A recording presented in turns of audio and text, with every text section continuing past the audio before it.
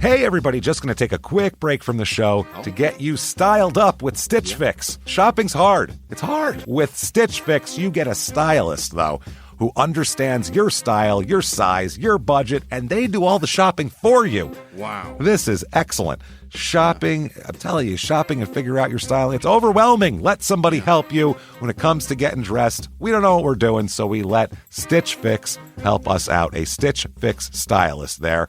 They know what works on us. We get the prices that make us look really good, and it feels good. You get some confidence boost walking around knowing that you're looking decent here. Oh, yeah. Yeah, we just give the stylist our sizes, style, budget preferences. We order boxes when we want, how we want, no subscription or any of that required. And they send called Just For Me pieces as well.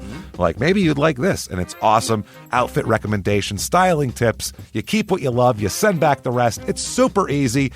Yep. You can do it, and we are doing it because it's excellent. Personal styling for everyone. Get started today at stitchfix.com/STM. That's stitchfix.com/STM. Now back to the show. Hey everybody, just going to take a quick break from the show to tell you a little bit more about Rocket Money. It's the start of a new year. It's the perfect time to get organized, set your goals, prioritize what matters most. And for me, top priority is getting myself together here. Financial wellness, doing that, which that feels important, you know? Just feels like adult stuff that you have to do. And thanks to Rocket Money, my goals feel achievable now. They show me all my subscriptions in one place, help me easily cancel ones I forgot that I've been paying for, which happened to me. Absolutely happened to me. I had, for years, I was paying for something. I was like, what is going on here? Rocket Money found it and saved me lots of money since then, because it's been a while. So they did a great job here. Rocket Money is a personal finance app that helps find and cancel your unwanted subscriptions, monitors your spending, and helps lower your bills so you can grow your savings. Rocket Money has over 5 million users and has saved a total of $500 million in canceled subscriptions, saving members up to $740 a year when using all the app's premium features. Cancel your unwanted subscriptions and reach your financial goals faster with Rocket Money. Go to rocketmoney.com/smalltownmurder today. That's rocketmoney.com/smalltownmurder. rocketmoney.com/smalltownmurder. Now back to the show. Hi, I'm Ashley Flowers, and if you're like me and grew up watching America's Most Wanted and reading Nancy Drew, then hi, you're a crime junkie. And I bet that passion for solving mysteries never went away, which is why we've assembled a team of reporters to dig deep into all the cases we still obsess over. Each Monday, my best friend Britt and I will bring you a case that you won't be able to stop thinking and talking about. So join us by listening to Crime Junkie wherever you listen to podcasts. This week, in Lake Arthur, Louisiana, a bloody murder scene leads to a second, even more gory murder scene, which leads to a very strange man and a very odd connection to Olivia Newton John. Welcome to Small Town Murder.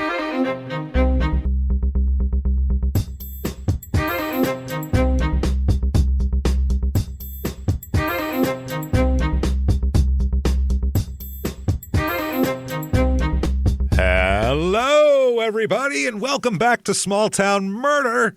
Yay! Oh, yay indeed, Jimmie. Yay indeed. My name is James Pietragallo. I'm here with my co-host. I'm Jimmie Whisman. Thank you, folks, so much for joining us on another just insane edition of Small Town Murder. Correct. This week, oh my God, Pocket Robin level bonkers.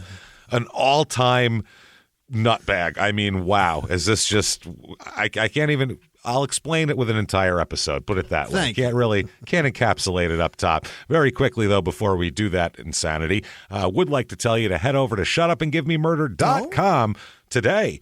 It helps out a lot. Go over there. You get tickets to live shows is what you get.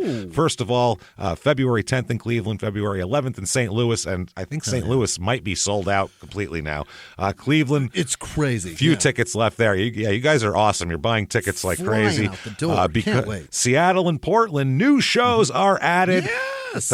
Anytime past the 13th of January, you can get those tickets. It is a Thursday night show. We added an extra show on a different night, the night before in Seattle, and then Portland on Saturday. Was it the 25th or whatever? We added a second show, a late show that night. So those tickets are on sale anytime from the 13th on. Get them right now. January 13th, that is. Shut up 13th. And GiveMeMurder.com. Also, Detroit and Pittsburgh are for sale as well at this moment. You also definitely want Patreon. Patreon.com/crime and sports. Anybody $5 a month or above, a mere cup of coffee. Oh, yeah. At this point, less than some eggs. Not bad. Cheap. Never been more thankful to be allergic. I'm telling you, cheap as can be here for Patreon. You are going to get the whole back catalog, obviously, of Patreon episodes, tons of those to binge. And then every other week, you're going to get 2 new episodes, 1 Crime and Sports and 1 Small Town Murder. Yep. You get access to it all. This week for Crime and Sports, we're going to talk about the history of fantasy sports. And how did that shit start? How'd it go from a smoky back room to causing so many divorces? We will find out on that episode. And then for Small Town Murder, a very fun one, Kai the hatchet-wielding hitchhiker. We'll talk about him. Holy hell, is he insane. I didn't know there was a documentary that just came out. I've really? known of him since it happened. Well, yeah, we read of him. Loved him. Crazy guy, did an interview on TV after he murdered a man with a hatchet, but it was a heroic act, quote unquote. And then 3 weeks later, he did something not so heroic and is in prison still. So we'll talk all about him at patreon.com/crime and sports. We would also like to announce very quickly right now our new show that will be coming out late February, early March. We haven't got an exact date yet, but we're so excited to announce it. Oh, my goodness. Your Stupid Opinions is the title of it. We're jacked, and it's not your stupid opinions, but the general world. The internet is all reviews, and this is a show, much like we do the town reviews here. If you've been on our Patreon, we did a whole episodes where we do reviews. This show is reviews of anything and everything. It could be anything from that terrible motel in the middle of nowhere in Missouri where people were finding the same razor blades 3 months apart. That was crazy. A Taco Bell at the Newark airport. Or a cross-stitching class outside of Utah, Salt Lake City. You never know what it could be. Different stuff all the time, and it's so much fun, and we cannot wait. Your Stupid Opinions, check that out when it comes out, and we'll give you more info as it comes. But here we go. It's time for the disclaimer. Yeah. This is a comedy show. We're comedians. We are. Crazy, crazy shit's going to happen, and we're definitely going to make jokes about it. But what we're not going to do, we're not going to make jokes about the victims or the victims' families. Why, James? Because we are assholes, yes, but we're not scumbags. And that's how that works. So if that sounds good to you, man, do we have just a wild show for you. If you think true crime and comedy should never, ever, ever go together, maybe we're not for you, but maybe we are. Maybe listen and reserve your judgment. And either way, no bitching later, though. That's the word. Find your own conclusion. That's how this works here. So that said, I think it's time to sit back. Just open your front door if you're home. Go out into your porch or your patio, or if you have an apartment, just stand in your hallway and just put your arms to the sides and scream, "Shut up and give me murder." Let's do this, Jimmie. All right. Let's go on a trip, shall we? We shall. All right. We're taking a little jaunt down south here. We are going down to Louisiana. Oh, baby. Louisiana. We've had some wild episodes down there. Bloody floodplains they invite. This is like in the bayou, too. This is Lake Arthur, Louisiana. Jesus. Southwestern Louisiana. Oh, yeah. It is sticky over here. This is mosquitoes. You can look outside and go, what's the weather like? Mosquito-y? I just see clouds of them, just mosquito-y. It's gray out there. It's a lot. It's all moving, Sun's though. shining, but it's just gray. Oof, yeah. Go out and just come back one swollen mosquito bite. It's not a cloud in the sky. Still gray. Yeah, it's the top company in the entire state off. Backwoods off. It's the top seller. Just people loving it.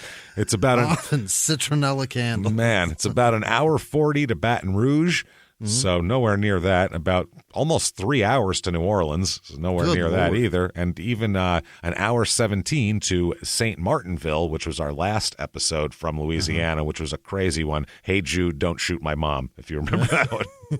Don't shoot like my 20 mom. minutes from Houston? It's closer to that. Yeah, it's near Texas. Yeah, it's closer to. Jesus it's God. Nowhere near that side of it. But this is some bayou stuff here. Jefferson Davis Parish. So the parish is named after the president of the Confederacy. That tells you a lot right there. It's an interesting place, man. Area. Hang on to that, man. That's important. It's aging well. Area code 337. And the motto here, Louisiana's best kept secret. Okay. How? Or we ain't allowed out when company comes calling. That's why they're a secret. This is the town you keep in the attic or something. It's the we're still doing it. Shh. This town is the cousin that fell out of a tree when he was 5, and they never took him to the doctor, so he's a little funny, and they keep him upstairs. That's this cousin. Like in the American Holler documentary there, American Hollow, when they go visit the sister, and they're like, she fell out of a tree, we just didn't take her to the doctor, and now she's messed up. She's like that. Yeah. So history of this town, little bit. The people here, by the way, in the 1890s, a lot of people came, kind of the main population came, and a lot of the people here were from Iowa for some reason. I don't know why, but tons of the people that came here were from Iowa. A lot of Iowa.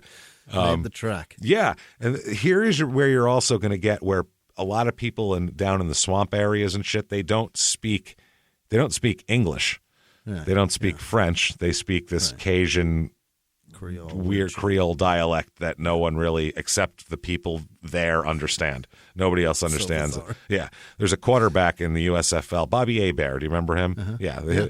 He was from down here somewhere. I can't remember. Cutoff, Louisiana or something. Some way down south of Houma even. Way down there. Yeah. And no one on the team could understand him.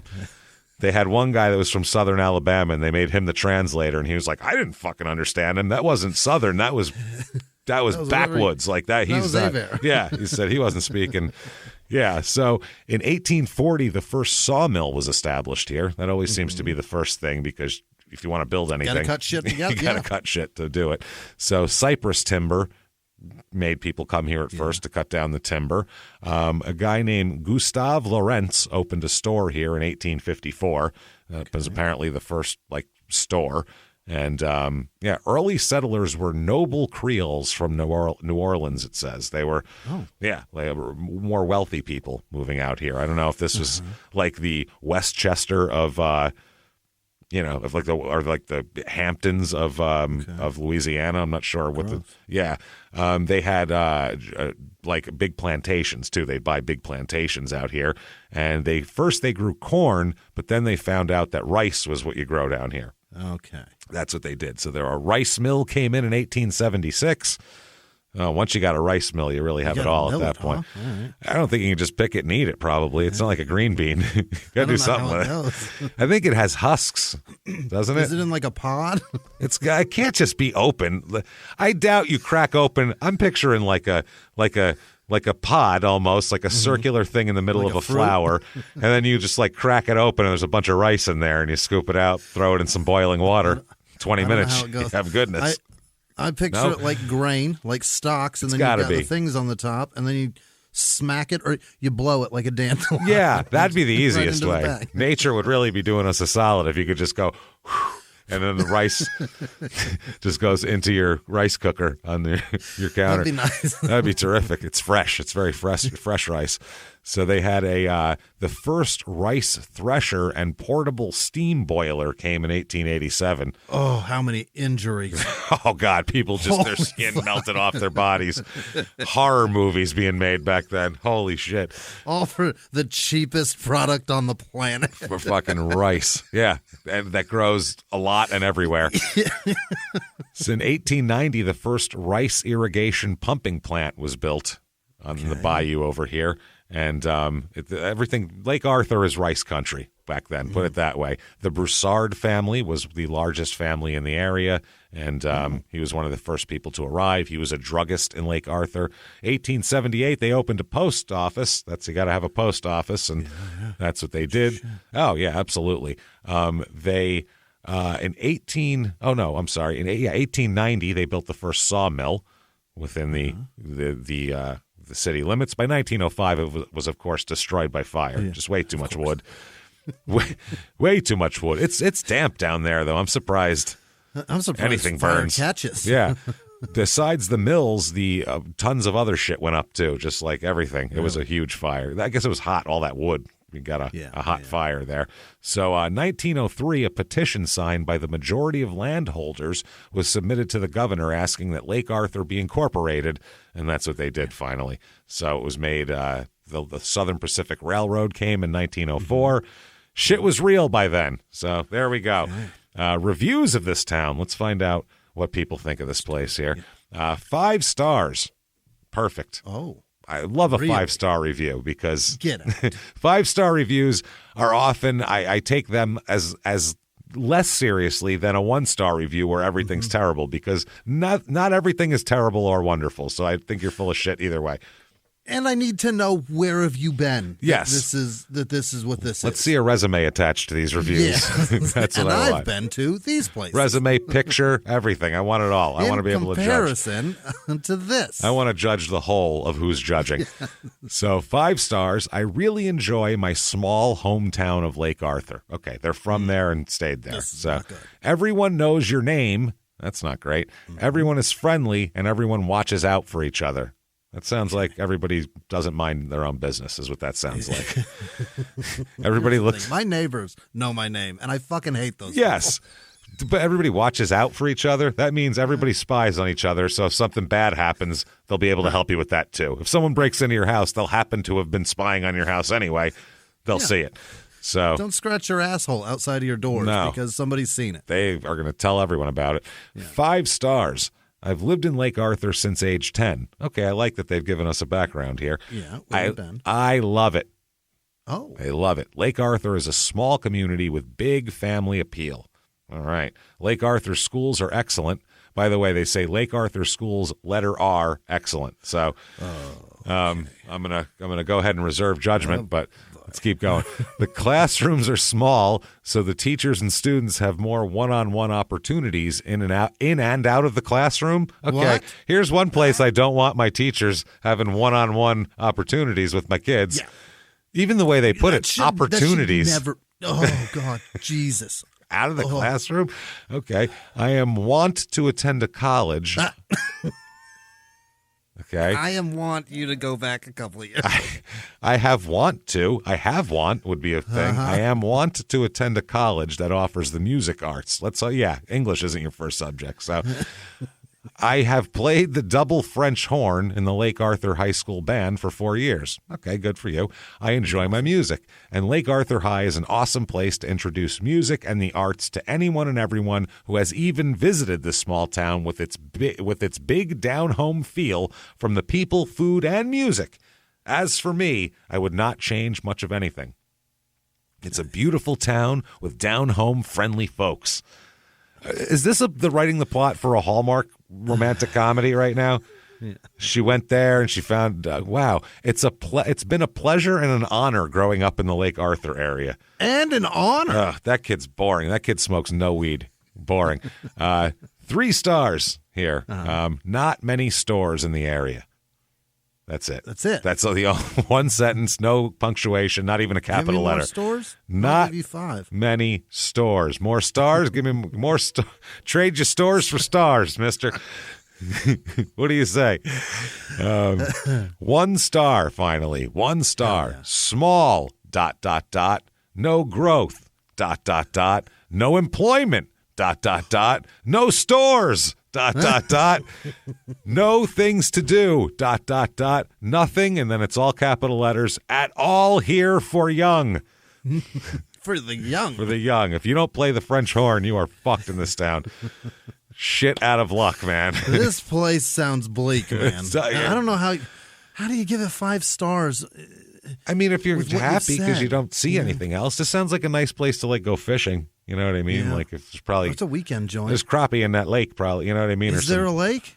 Lake Arthur's, yeah. Is it right there? Yeah, it's Lake Arthur. Okay. Only one good thing I can say is everyone here helps raise each other's children. Nope. No. Stay away from my kids. What? The teachers are out of the classroom. People are raising each other's children. What's happening in this place? What is this place? Children just fair game to be parented and learn. Can I say something? When is this place? What year is this? When is this? I just have a question overall. When is this?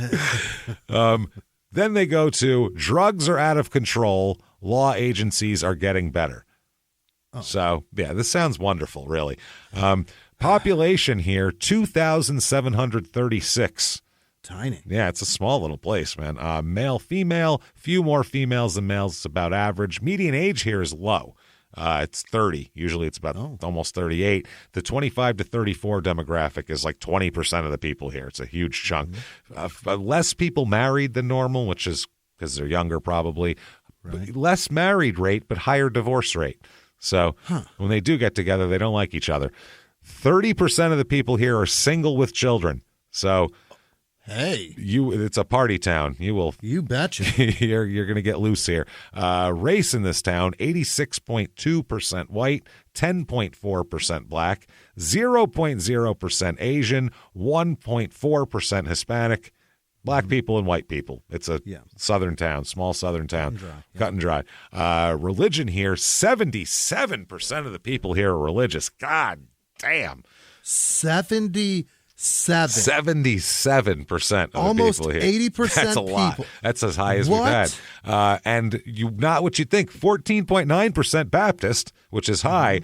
51.1% Catholic, though. You forget Louisiana is a very it's very Catholic there. So sure that's where the Catholics are, as we know, the Catholics of the Bayou. So doesn't really work. 0.0% Jewish, though. That's not going on here. There is Jefferson Davis County, here in the last election. 21.6% of the people voted Democratic, 77% Republican, 1.4% Independent. The median household income here is $27,969. Whoa. Just about half of the national average. So, shit. And cost of living, 100 is regular average. Here it is 74.8, so not even that low. What? But the housing is very low. Probably because it's like rotting from the moisture, I would assume. It's sinking. Or on fire, one of the two somehow. Housing is a 21 out of 100. Median home cost here, $61,200. Wow. So if we've talked you into it, damn it, you're going to catch some crappie this spring.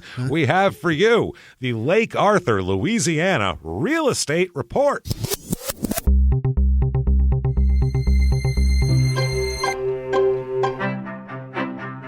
Your average two-bedroom rental here goes for $621, which is half the national average. Super cheap. Yeah. Super cheap. Here's a three-bedroom, two-bath, 1,280 square foot trailer. It is a trailer. It's it is your standard double wide. I mean, it's just a standard. There's not much to say about it. There's nothing weird or different or anything else. It's your standard. It's not good though. It's $72,000. I don't know if that seems high. I don't know if that comes with the lot either. So that just might be the trailer. Yeah. I'm not sure. There's got to be land. There's no way a double wide doesn't cost that. I don't even know. Here's a one bedroom, two bath. So T-bowl for every B-hole, technically. What? Never even heard of that. 3,830 square feet with one bedroom. I don't know what this is. It looks like when you look at it, these numbers add up. From the outside, it looks like a freestanding VFW hall that someone put in the middle of nowhere. But then inside, it looks like a church basement that kids have like dances in. I don't know what the fuck is happening with this house, but it's a house because it's like decorated like a house and it has a kitchen. One bedroom, two bath, 2,000 square foot room. It's a 3,830 square feet. I don't know what is happening with this house. It's the weirdest property I've ever seen in my life. $135,000 for it, though. I want it. That's what I mean. We should all pitch in and buy it just so we can figure it out. Everybody. I want that. That's like that. If all the listeners, if we all chipped in, even 30 cents, we could get this done. Let's do this. 4,000 square foot. That's crazy. Let's do it. Bedroom? And the bedroom's weird looking too. I don't know what's going on here. Here's a 3-bedroom, 2-bath, 1,475 square foot house. It's definitely a house. I can see that. It's not a VFW hall or converted something or other. It's kind of ugly. It has a carport next to it that connects to a big old RV area, like a big RV tent looking thing next to it. Looks like it blows away in big storms. I don't know. Oh yeah, I see what you're saying. $259,999 for that. So that's the most expensive thing you can find. That's the creme de la creme. That's the house right there. The jewel The of the jewel swamp. of the crown, of the swamp crown is right there. I believe Princess Swamp Thing lives there. I'm not sure. You found nothing over $300,000. I mean, you could get land and shit, but I mean... Yeah, but a freestanding structure to own. It's not, there's not much there, Jimmy. It's a small, kind of a dumpy town. There's not much going on. Incredible. Not a lot of mansions there. Things to do here. Oh boy. Yeah. The lake, like we said, there isn't even stores. So things to do. The Lake Arthur Regatta Festival. Regatta is like a boat race, but it says, we're proud to invite you to cast your sails and find a shady seat under the majestic oak trees in our beautiful park for the weekend. You're going to get tempt your taste buds with some good old Cajun favorites, it says. Mm-hmm. Come down to see the hottest regional bands playing your favorite music as well. Because all the regional bands are playing everyone's favorite music, obviously. That's all they play. That's that bar band. Oh, yes, I do like Stevie Ray Vaughan for the 44th fucking time today. Great. Sounds good. Is he going to play Wipeout? Yeah. What are they doing here? George Thorogood again. Great. The Gator Chateau is also what? The Gator Chateau. Interact with live gators and learn about them.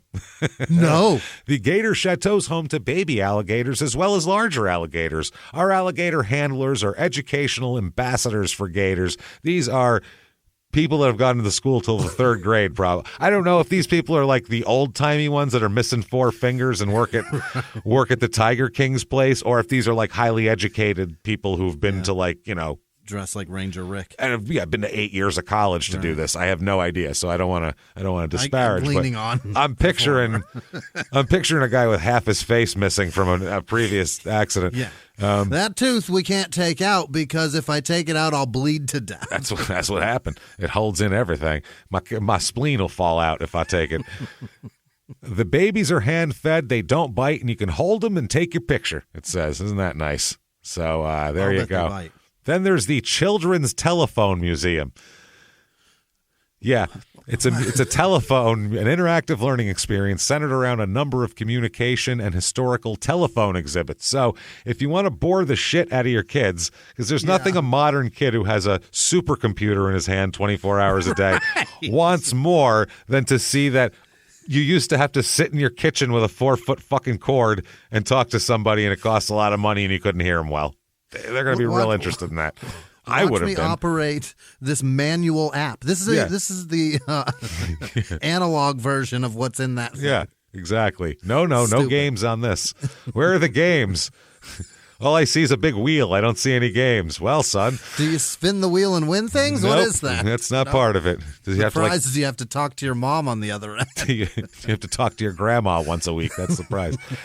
Crime rate in this town, what we're interested in here, is low, actually. Property crime's about 1/3 of the national average, so pretty damn low, I would say. And then violent crime, murder, rape, robbery, and, of course, assault, the Mount Rushmore of crime, is about half the national average. So very safe. It's a safe little town. That said, oh, boy, let's talk about some murder. I say some, not a, because holy shit, is this insane. Oh boy! All right, this was one where you go, where do you even start with this? Let's just start at the beginning with Michael Owen Perry. Okay, here he is. Okay, we're gonna just lay him out before you because wow, Mikey P is one of the craziest people we have ever encountered on this show. Oh, in terms of just remember how Pocket Robin had his little things. Yeah. Guys have quirks on this show. Some of these murders, they have little quirks. Sometimes they think that somebody is like a mountain witch or something and they killed him and they have an incident, then they're okay now. This guy is pure, I mean, unadulterated, 93 octane crazy. He is fucking high-focused, nuts. High-test insanity here. He's born in 1955, Michael Perry here. He has some problems right from the beginning. Is he born here? In America or in Louisiana? Yeah, he's from Louisiana. Okay. His whole family has mental problems also. Oh, boy. And not just little ones, too. We're talking, hardcore incidents and insanity running through the family is what the doctors say. His sister is in and out of a mental institution for more than 10 years by the 80s. And aunts, uncles, he's had a lot of mental issues. And 70s crazy. That's what I mean. 1970s institution crazy. Yeah. That's like they put you away. Your genitals come out. It was a different thing. Yes, exactly. Yeah. We're going to talk about some of these incidents that are like clearly outside the realm of normal. This isn't, had a depression issue, is something like that. This is a whole separate thing. He used to, he would paint his hands blue, to ward off germs, but only blue. Blue keeps the germs away. I don't know why. And I get we're laughing at a mental illness, by the way, but this, when you hear this guy deserves to be laughed at the end because we have no other recourse and fuck him. Yeah. So trust us. He plumbed a chemical toilet. He's got blue hands. Blue painted hands. And they'd say, why? Hey, Chief, why'd you paint your hands blue there? Yeah. And he'd go, ward off germs. Oh, yeah. They go, oh, okay. You just wear gloves? That kind of thing. At the age of 7, he suffered third-degree burns on his legs. Oh, my God. What happened? All right. Now, this is what he says. He said this happened at 7. Now, he says 3 different things happened at 7, for him. The burns were one of them. That's the only verifiable thing that we can find that we know happened. There's a visual for that. Yeah. Later on, we know we were able to identify him from when he's found somewhere with because of burns that he has on his legs that are still visible, when he's an adult in his 30s. So they're bad burns. So he says that's one thing that happened at the age of 7. The second is that he got married, he says, at the age of 7. At 7? At 7. Now, I get that, it's the 70s and 60s. It's 1962 in southwestern Louisiana. Things are done a little differently, but I think 7's probably a little young for become. Yeah, I don't think they're going to marry a 7-year-old, so that's probably a figment of his imagination. And if they did it, there should be some paperwork that's just as verifiable as fucking burn scars. Now, there is no paperwork, and the third thing he says happened also. No paperwork trail on this one. He says he became God at that point, too. Yeah. So that I can't. I mean, like I said, that could have happened, but wasn't like a stamp or an official seal. There's no he didn't promotion sign anything. Fanfare for that. Yeah, he didn't sign anything. There's no picture of him with a big pair of scissors cutting a ribbon or anything to know, hey, I'm God now. Clip, here we go. Open it up. There's no definition of which God he is. He's just the God. The God. Yeah. Capital G. Not a God.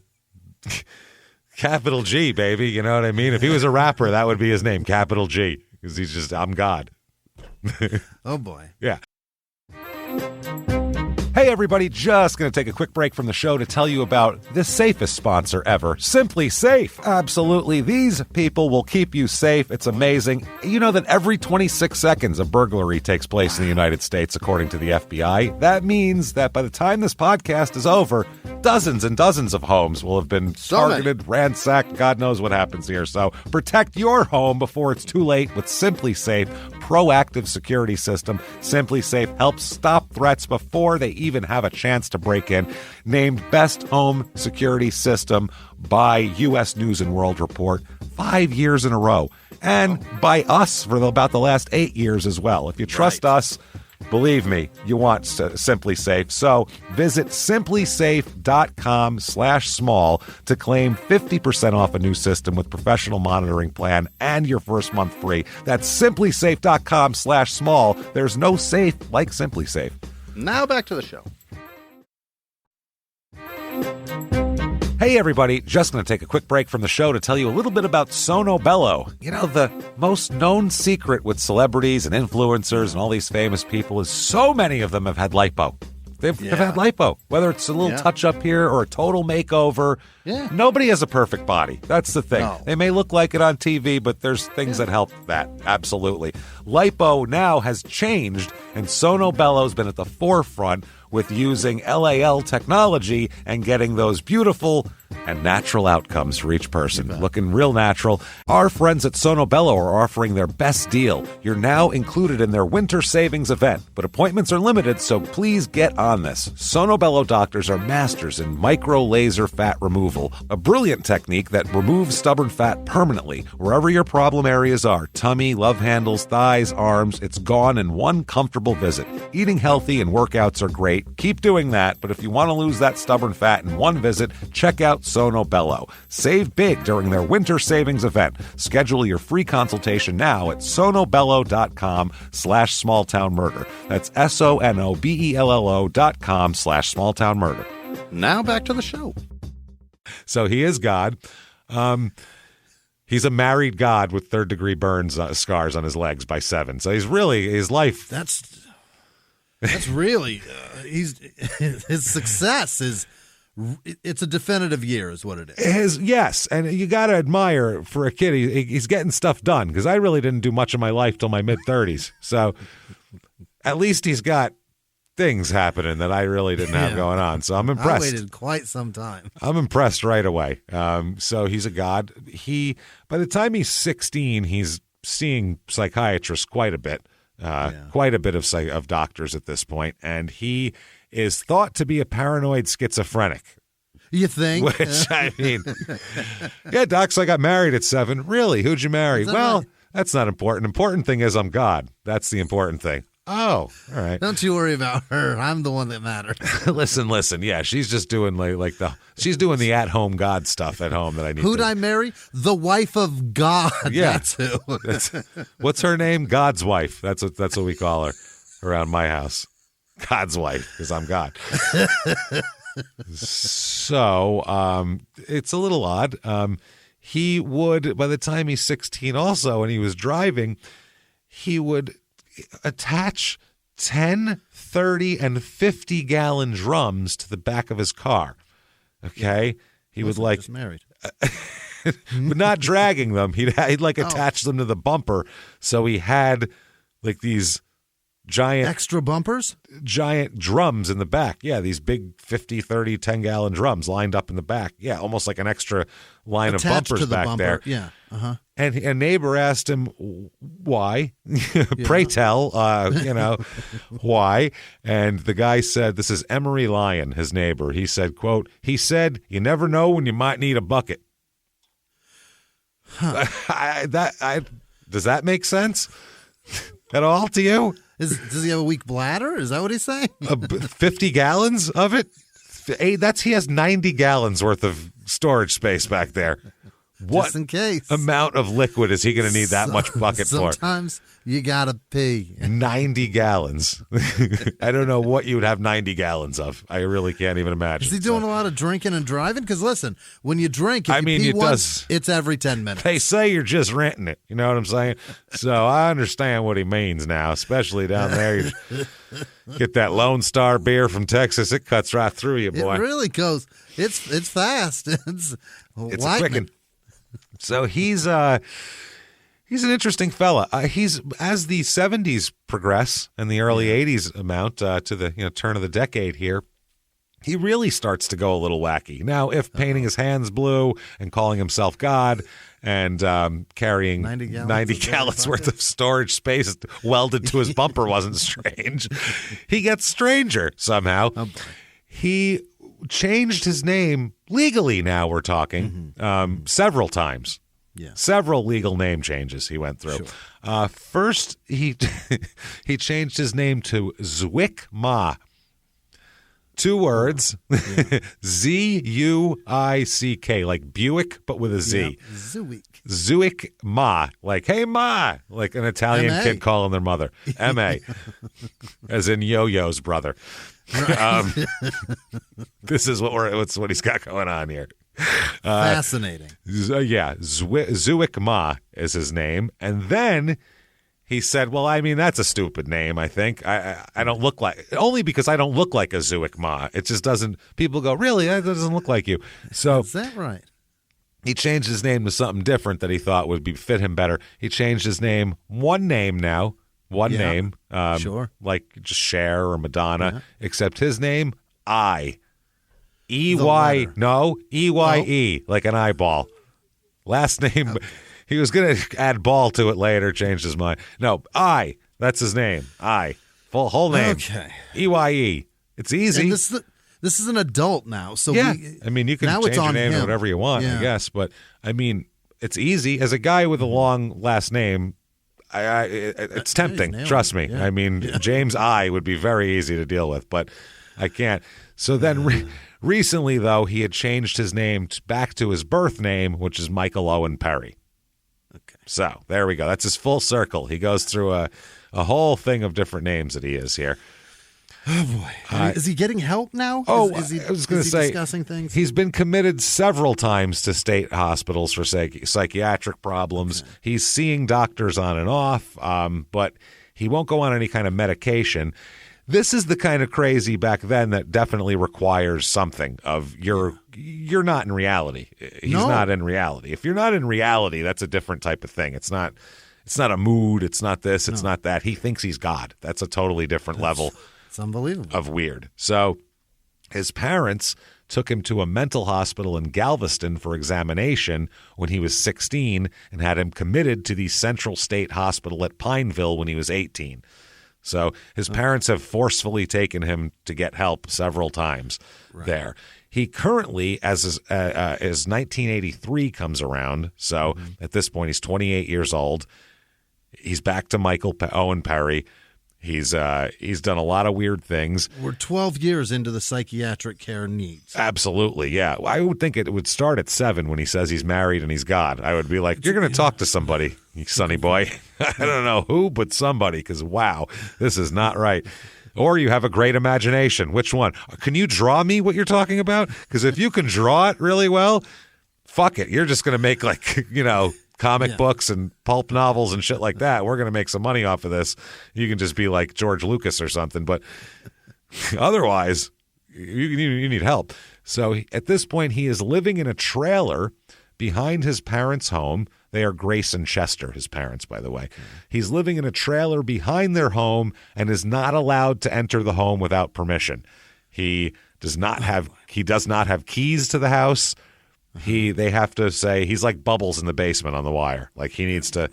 Yeah, and even worse though, because he's in an outhouse. He's in a trailer near the dog pen.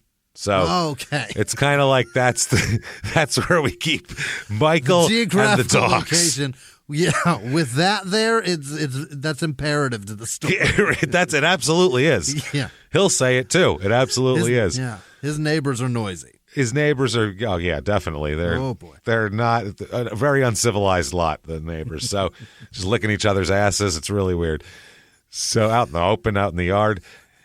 He's a very average-looking guy, blends in. That's the other thing, too. It's not like he's like Charles Manson where you go, look at that little weirdo, or, the crazy is invisible. He's not some giant guy that you go, Ed Kemper, where you go, holy shit, look out for him. He's 5'11", 160 pounds. Yeah, little, hands. Thin guy, blue. Other than the blue hands and a small mullet, he's got nothing else really going on to identify him with. Dark hair, blue hands. Answers to God, capital G, or I, or Zuik Ma, either or Mike. Please take your pick. Yeah, he's had on site, a lot of names. Not too bad, but then you get information. You get a lot. So, oh my God. This gets weirder somehow. And I have to tell everyone listening to this, this isn't one where you like listen to the court case and then go, okay, that you need to listen to the end of this, to the end, because the craziest cherry on top is at the end where there's an explanation, sort of. For all this? Quote unquote explanation. And it's, oh man, you need to hear this. I can't wait. You need to hear this monologue, everybody. So he's got a couple of obsessions at this point, as you would imagine he would. Tops and first and foremost on his list is Olivia Newton John. Okay. Now, if near 30? Yeah, he's 28 years old, which makes sense because so is she. They're the same age. And at this point in time, Olivia Newton John was one of the most popular people on the planet Earth. Like, we can't nowadays. It's hard, but like, because I was a baby then too, so I don't know. But like, when you look back at stuff, and she was huge back then. I mean, she was the female star. Grease was the biggest fucking thing in the world, and that was 1978. So she was a giant star. Let's Get Physical, all this shit. I mean, she had movies, albums, everything. She was huge. So Olivia Newton John is his obsession. He writes her letters. Oh, boy. That's not all he does, but he starts by writing her letters.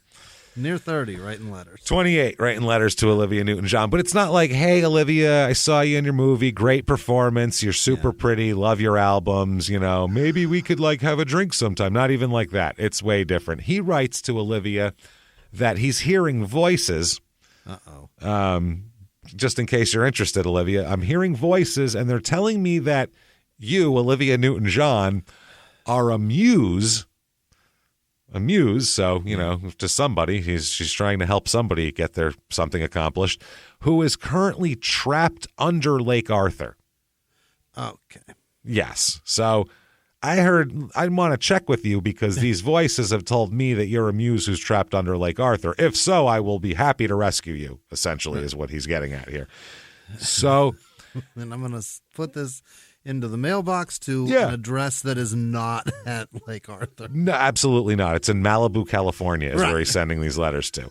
But just to make sure. Well, he's making, if she answers them, then obviously she's not trapped under Lake Arthur. But if she doesn't, well, maybe she's under there. You never know. I better get in there. You have no idea. So he listens. He waits for a while. Weird, no response from ONJ after a bit. So He wanted to wait and see what happened. You know, maybe she could just clear this whole thing up for him, and it didn't happen, didn't pan out that way. So he said, well, I better go out there and make sure she's okay. So he went to Malibu from Lake Arthur. He went to California, to Malibu, to Olivia Newton John's home. Oh, God. 5 times. Oh, God. What? He showed up at her house 5 fucking times over the course of a few months. 5. He was like Letterman's stalker, like back in the day, that lady who would show up at his. Right. That's who he was. He would show up all the time. He always got turned away by the security guards because she had to have to get security guards after this. And he's got blue hands. Some crazy guy with the blue hands going, I just want to make sure she's not trapped under the lake. And they're like, dude, if you don't leave here, that will make you hire some security guards if you're a small blonde lady. You know what I mean? You're like, I can't. What the fuck? He's got blue hands, for Christ's sake. So a bunch of security guards. He ends up going there, like I said, 5 different times to her home. She absolutely heard about this, right? Oh, somebody told her. Wait till you hear. This caused her to move to Australia. He drove Olivia Newton John off the continent of North America. Wait till you hear why. You have to hear the end of this. It's fucking crazy. So it's fascinating what these celebrity stalkers do and how we never hear about any of this. This should be like there should be a publication that writes about the new one. Yeah, it happens all the time. It's probably very, very today, common. Probably more. And it's just they show up and they get turned away by security guards. Most of the time, it's not that exciting. It's just some person. Because most of the time, the stalkers aren't like, you know, with a ski mask on and a butcher knife in their hand. Most of the time, they're like acting like, I just want to help them. I know something. And they're just like, you know, to kind of disturb people who are on the wrong path. Right. The fun ones are the naked ones in Madonna's living room. And then you have to wonder, did she pay that person to be there? Because that seems like something. She showed up and was like, is the photo shoot today? Oh, wait, no. Hold on. Wait, no, you're an intruder. I thought. You're not the guy I hired to do this. He shows up at 9. It's only 8:30. He's never early. So, he ended up by 1983. This had all gone on. 83 is when he was really going there a lot. And wait till you hear why, too. The whole reason and what he saw that gave him the idea. A lot of it is based on the movie Xanadu. I'll just tell you right now. We'll talk about that. Sounds like something you call somebody crazy. Yeah, look at this Xanadu over here. Look at him. Well, Xanadu is one of these movies that was out in 1980, and it was supposed to be a huge thing. It's a musical starring Olivia Newton John and Fred Astaire, who was I didn't even know he was still alive in 1980, to be honest with you. And if he was, he certainly can't do what he's known to do by now, right? Would you like to hear the plot of Xanadu quickly? I've never heard of this. Sonny Malone is, and the poster too is Olivia Newton John looking kind of like a robot with like her blonde hair like all puffed around her. What the fuck? Sonny Malone is a struggling artist in Los Angeles attempting to make a living by freelancing. He rips up one of his failed sketches and throws it into the wind. It hits a mural of 9 sisters and brings them to life. What? Okay. His sketch brings 9 sisters to life. This is important to know for the rest of the story. I'm not just going off on a stupid tangent. There's actually means something. So the sisters fly across Earth, but one of them roller skates through town and collides with Sonny. As you would do if you could fly, you're obviously going to strap wheels to your feet and do that instead. Because why would you want to fly? Because the Sonic waitresses seem to be having a ball. Look how fun that looks. She kisses him before skating away, leaving him confused. This movie didn't do well in the theaters, by the way. No, but it was scary. Weird, right? Having returned to his old job of painting album cover reproductions at Airflow Records, Sonny is tasked with painting an album cover reproduction for a group called the 9 Sisters. The cover shows the mysterious woman Sonny encountered earlier roller skating in front of an abandoned Art Deco auditorium. Holy shit. The worst. The photographer notes that, how do you explain this in one sentence? How do you logline this? That's why the movie didn't work. How did this get made? Wow. The photographer notes that the woman was not supposed to be on the cover, but suddenly appeared in a few of the shots. So they kept her in? What the fuck is that? Who is she, Dahmer? She popped up in yearbook pictures? Photoshop doesn't exist yet. No. Sonny eventually traces her across town to the aforementioned auditorium where she introduces herself as Kira. The two of them fall in love, though Kira refuses to tell Sonny anything about herself.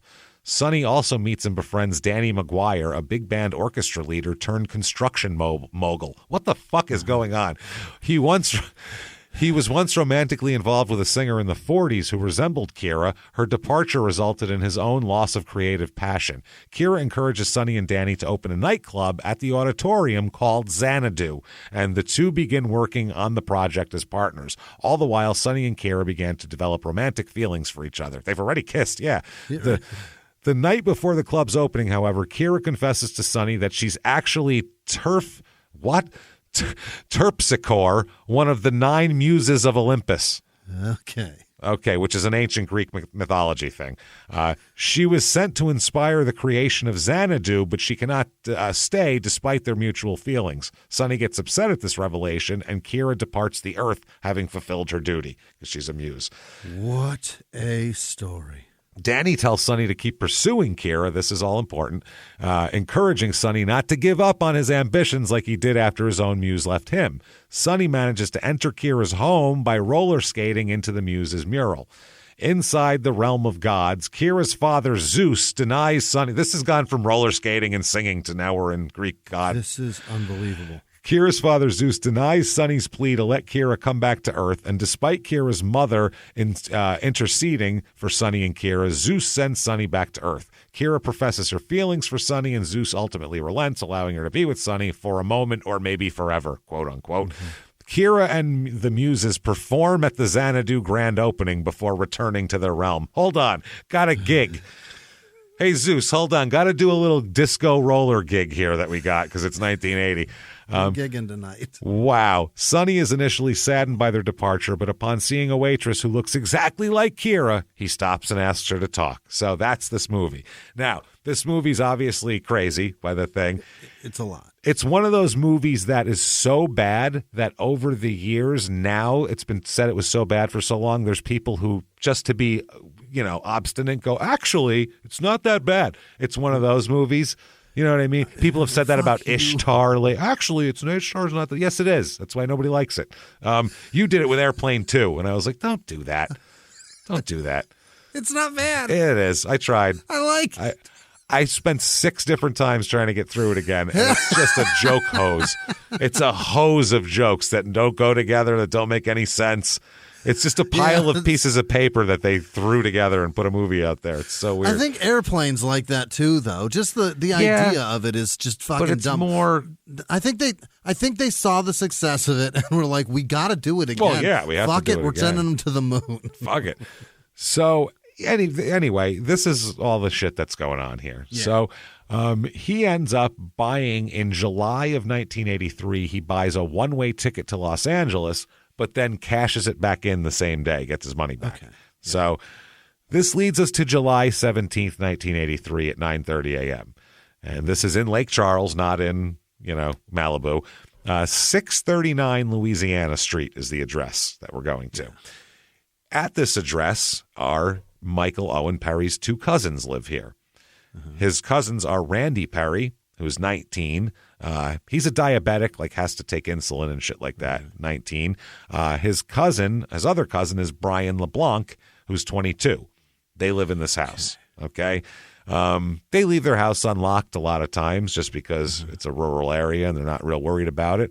So on this particular morning at 9:30 a.m., Michael Owen Perry enters the house because it's unlocked. Comes over. It's cousin coming over, whatever. That would be fine. Problem is he's got a shotgun in his hand when he comes in. Oh, why? Which is different. Maybe he's going to go hunt some varmints. He's wondering if guys want to come. Hey, cuz, you want to come with me? So he walks over to the living room couch where Randy Perry was sleeping. Didn't hear him even come in. He's out cold. He must have had a long night there. So from where he stands, he's about 3 feet from Randy. Mm-hmm. And he pulls up the shotgun, raises it, and shoots his cousin in the left eye with the shotgun. Right in the face. Right in the face. Obviously, hasn't prompted him to. He's been sleeping. Right. So shoots him right in the eye with a fucking shotgun from 2 feet away. Right. As you can imagine what that looks like, by the way. And how loud that is. Jeez. Wow. Then he entered the bedroom where his other cousin Brian was sleeping and just kind of what the fuck, kind of, getting just opening his eyes because he just heard a loud blast, and he raises the shotgun. Michael Owen Perry does and shoots him in the head as well. Oh boy! Boom, dead. They're both dead. What happened? So, nothing. Felt like doing it. Really? He just went. They didn't.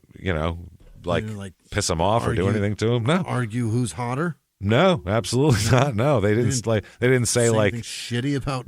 They're like Jamie Lee Curtis is way hotter than Olivia Newton John. He's like, no, she's not. Rhinestone's better than Xanadu, bro. Fuck you. And he attacked her like Dolly's better. No. Yeah. So tits on this chicken. Come on.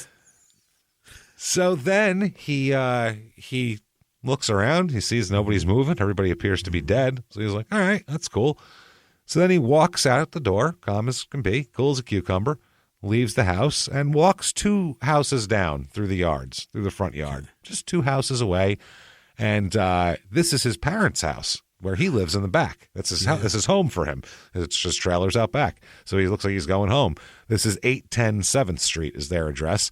His parents are Grace and Chester Perry. They're 49 years old. Right. So he can't get into the main house, though, as we know. He's not allowed in the main house. Right. So instead, what he does is he breaks a window and climbs in. So now his parents aren't home. He knows that because his parents went to Hot Wells. Yeah. Hot Wells? I've heard of hot springs. Is this a hot well that you sit in? That's gross. Sounds disgusting. Sounds like a knockoff Hot Pocket. I got Hot Wells. I don't know. Are they good? No? Oh, don't eat the barbecue ones? Okay, I bought the barbecue one. No. To cook them up. These over an open flame. I was going to say open flame. On a stick. with some big tongs and shit. Yeah. So they had gone to Hot Wells on a 4-day retreat starting on July 14th. So they're going to be home. They're supposed to be home today, apparently, because this is the 17th. So I think it was 14th, 15th, 16th, 17th, and then they're going to be home later this afternoon is the deal. So he breaks in a window to get in. Now, a young woman neighbor saw him breaking in a window, but said she was frightened away when Perry sneered at her. Yeah. So, yeah, he turned he did like Dan Aykroyd in Trading Places when he sang. He's like, and he ran out. he did one of those, and she got scared and ran away. She's like a teenage girl, so she just was like, "Oh, I don't care." So he goes inside. He cranks up the stereo, gets some tunes going. First of all, got to get some tunes going. I mean, I'm bored, bro. Plus, it probably drowns out the voices and the Olivia Newton John fucking messages and everything like that. Unless it's her music. That would be just soundtrack. Hopelessly devoted to you. Over and over again in his head. Over and over again. Oh, Jesus. Oh, God. You're the one that I want. Ooh, ooh, ooh. You're the one that I want. Yeah, over and over. So Dancing. Dancing. Running around the couch. Sliding down the top of the couch. Well, the funny part is that young lady said she saw him a little while later, his silhouette through the closed curtains, him with his hands up in the air. So, like he had his hands up. So I think maybe he's having literally dancing. He's having a fucking party in there. He's having a great time. He's having a get down. Standing on the couch like it's the hood of Grease Lightning.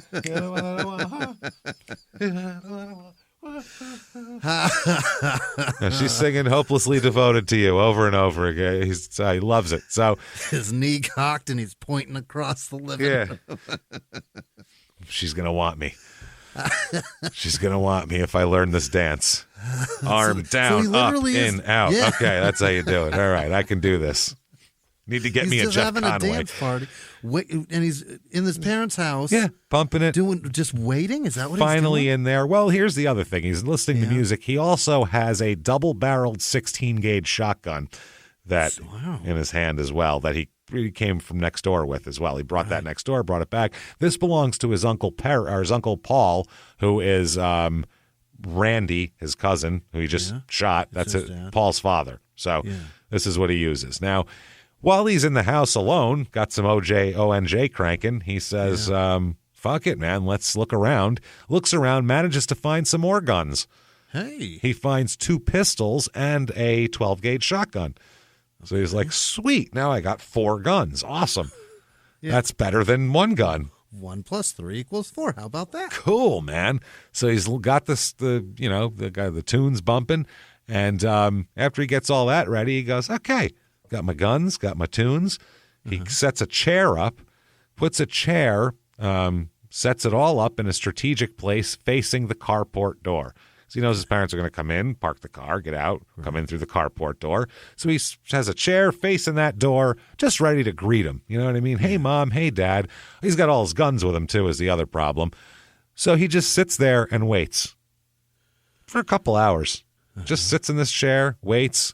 Some tunes going. His parents are a little bit later than they should be because his parents stopped to pick up their 2-year-old grandson, who is Michael's cousin, his sister nephew. I mean, it's his sister's son. His sister is currently in a mental facility, right? And his son and the boy's father works offshore, so in one of the oil things. So they take care of the kid when he's offshore and Mom is in the bin. So she's offshore as well. A little fucking bonjour. Then that's what happens. So they stop to pick him up. He's 2-year-old Anthony Bonin. So he's only 2. So hopefully that's brand new kid. Yeah, brand new little guy there. So they came inside. Now Michael, first he has his pistols out. Doesn't even worry about the shotguns. As soon as they walk through the door, he unloads on them with both pistols. Oh, boy. Pop, pop, pop, pop, pop, cowboy style. Unloading on it, hits all 3 of them. Doesn't kill anybody, but hits all 3 of them. Okay? He's just boom, boom, boom. So his mom, Grace, tries to go back out the carport as her first to get outside, which is smart. But instead, as she's trying to go out of it, he shoots her in the head with the 12-gauge shotgun. Jesus God. She goes down outside. He drags her back in the side door. Okay, drags her back in the side door and closes the door there, after her. Next up, he's got to go find his dad because he'll be formidable and he might have, some weapons here. So he goes in. His dad is he tries to use the same shotgun, the 16-gauge. He takes that, but his dad is hiding behind a television set in another room. He's wounded. He's just trying to fucking, he's hiding behind this television set. And he goes in there. Michael goes in after him, and he shoots him in the head at some point. He shoots his father in the head. But during this, there's a struggle. He got so close to his dad that his dad grabbed the shotgun and is able enough to take – his father breaks the shotgun apart when they wrestle for it. His father, disassembles it as it's going. But Michael still had another shotgun. So he just pulled that shotgun up and shot his dad with the 12 gauge. Okay. So his dad, by the way, ends up being behind the television set, still gripping the wooden stock of the gun, the wooden part of the gun, as if it's pointed at him still. He still had it in that position when they found him later on. So, so he shot his mother and father with, respective shotguns here. 2-year-old's wounded. Now there's a 2-year-old here. So, Jesus, what do you do here? You know what I mean? There's a 2-year-old. Well, he goes and finds the 2-year-old and shoots him in the face with a shotgun. Oh, boy. Completely disintegrated, took his head clean off. Gone. The kid's gone. Yeah. Gone. So that's what he did to a 2-year-old, this guy. Oh, by the way, after he did that, shot the kid again to make sure he was dead. Is that right? Yeah. Yeah, because, he might grow another one. He's like a fucking gecko lizard or something now. So... so he's killed 5 people now, including a 2-year-old. A toddler, right? A toddler, yeah. A 2-year-old's a baby. Yeah. Baby toddler. On the baby side of toddler. Yeah. It toddles. So he toddles. Certainly Not anymore. He did toddle. So this poor kid, 5 people, 2 cousins, his parents, and a 2-year-old. Okay.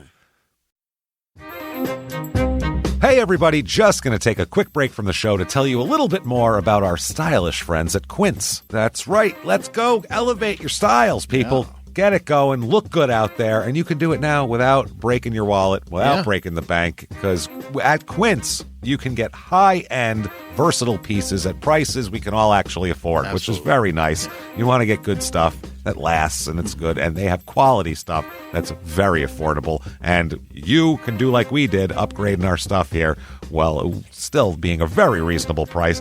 Quince only works with factories that use safe, ethical, responsible manufacturing practices, along with premium fabrics and finishes. It's all quality stuff. You're going to love it. Trust us, it looks good.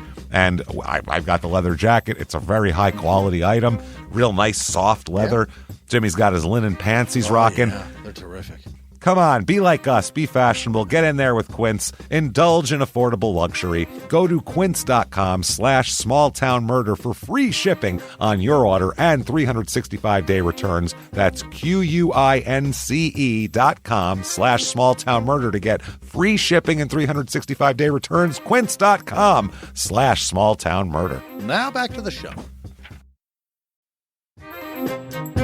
Hey, everybody, just going to take a quick break from the show to tell you a little bit about a very cool place, Thrive Market. Yes, we are both looking to get into the healthy swing this year. The problem is I don't know what's in everything, and I don't know if even I'm qualified to even read the labels to know if that's good or that's bad. Right. There's chemicals and things, and there's things floating around. I don't know what I'm doing out there. One of my favorite features, and I know you were talking to me about this, is the Healthy Swap Scanner in the Thrive Market app. Yeah, it's simple. You scan any item, and it'll instantly suggest a cleaner, healthier grocery alternative, which is it's great. Amazing. Yeah. That's great. Thrive Market also takes the guesswork out of finding these safe, healthy foods.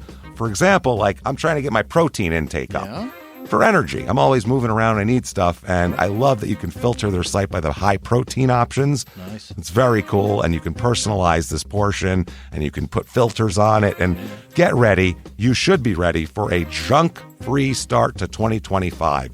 Get ready for it and head to thrivemarket.com/smalltownmurder and get 30% off your first order plus a free $60 gift.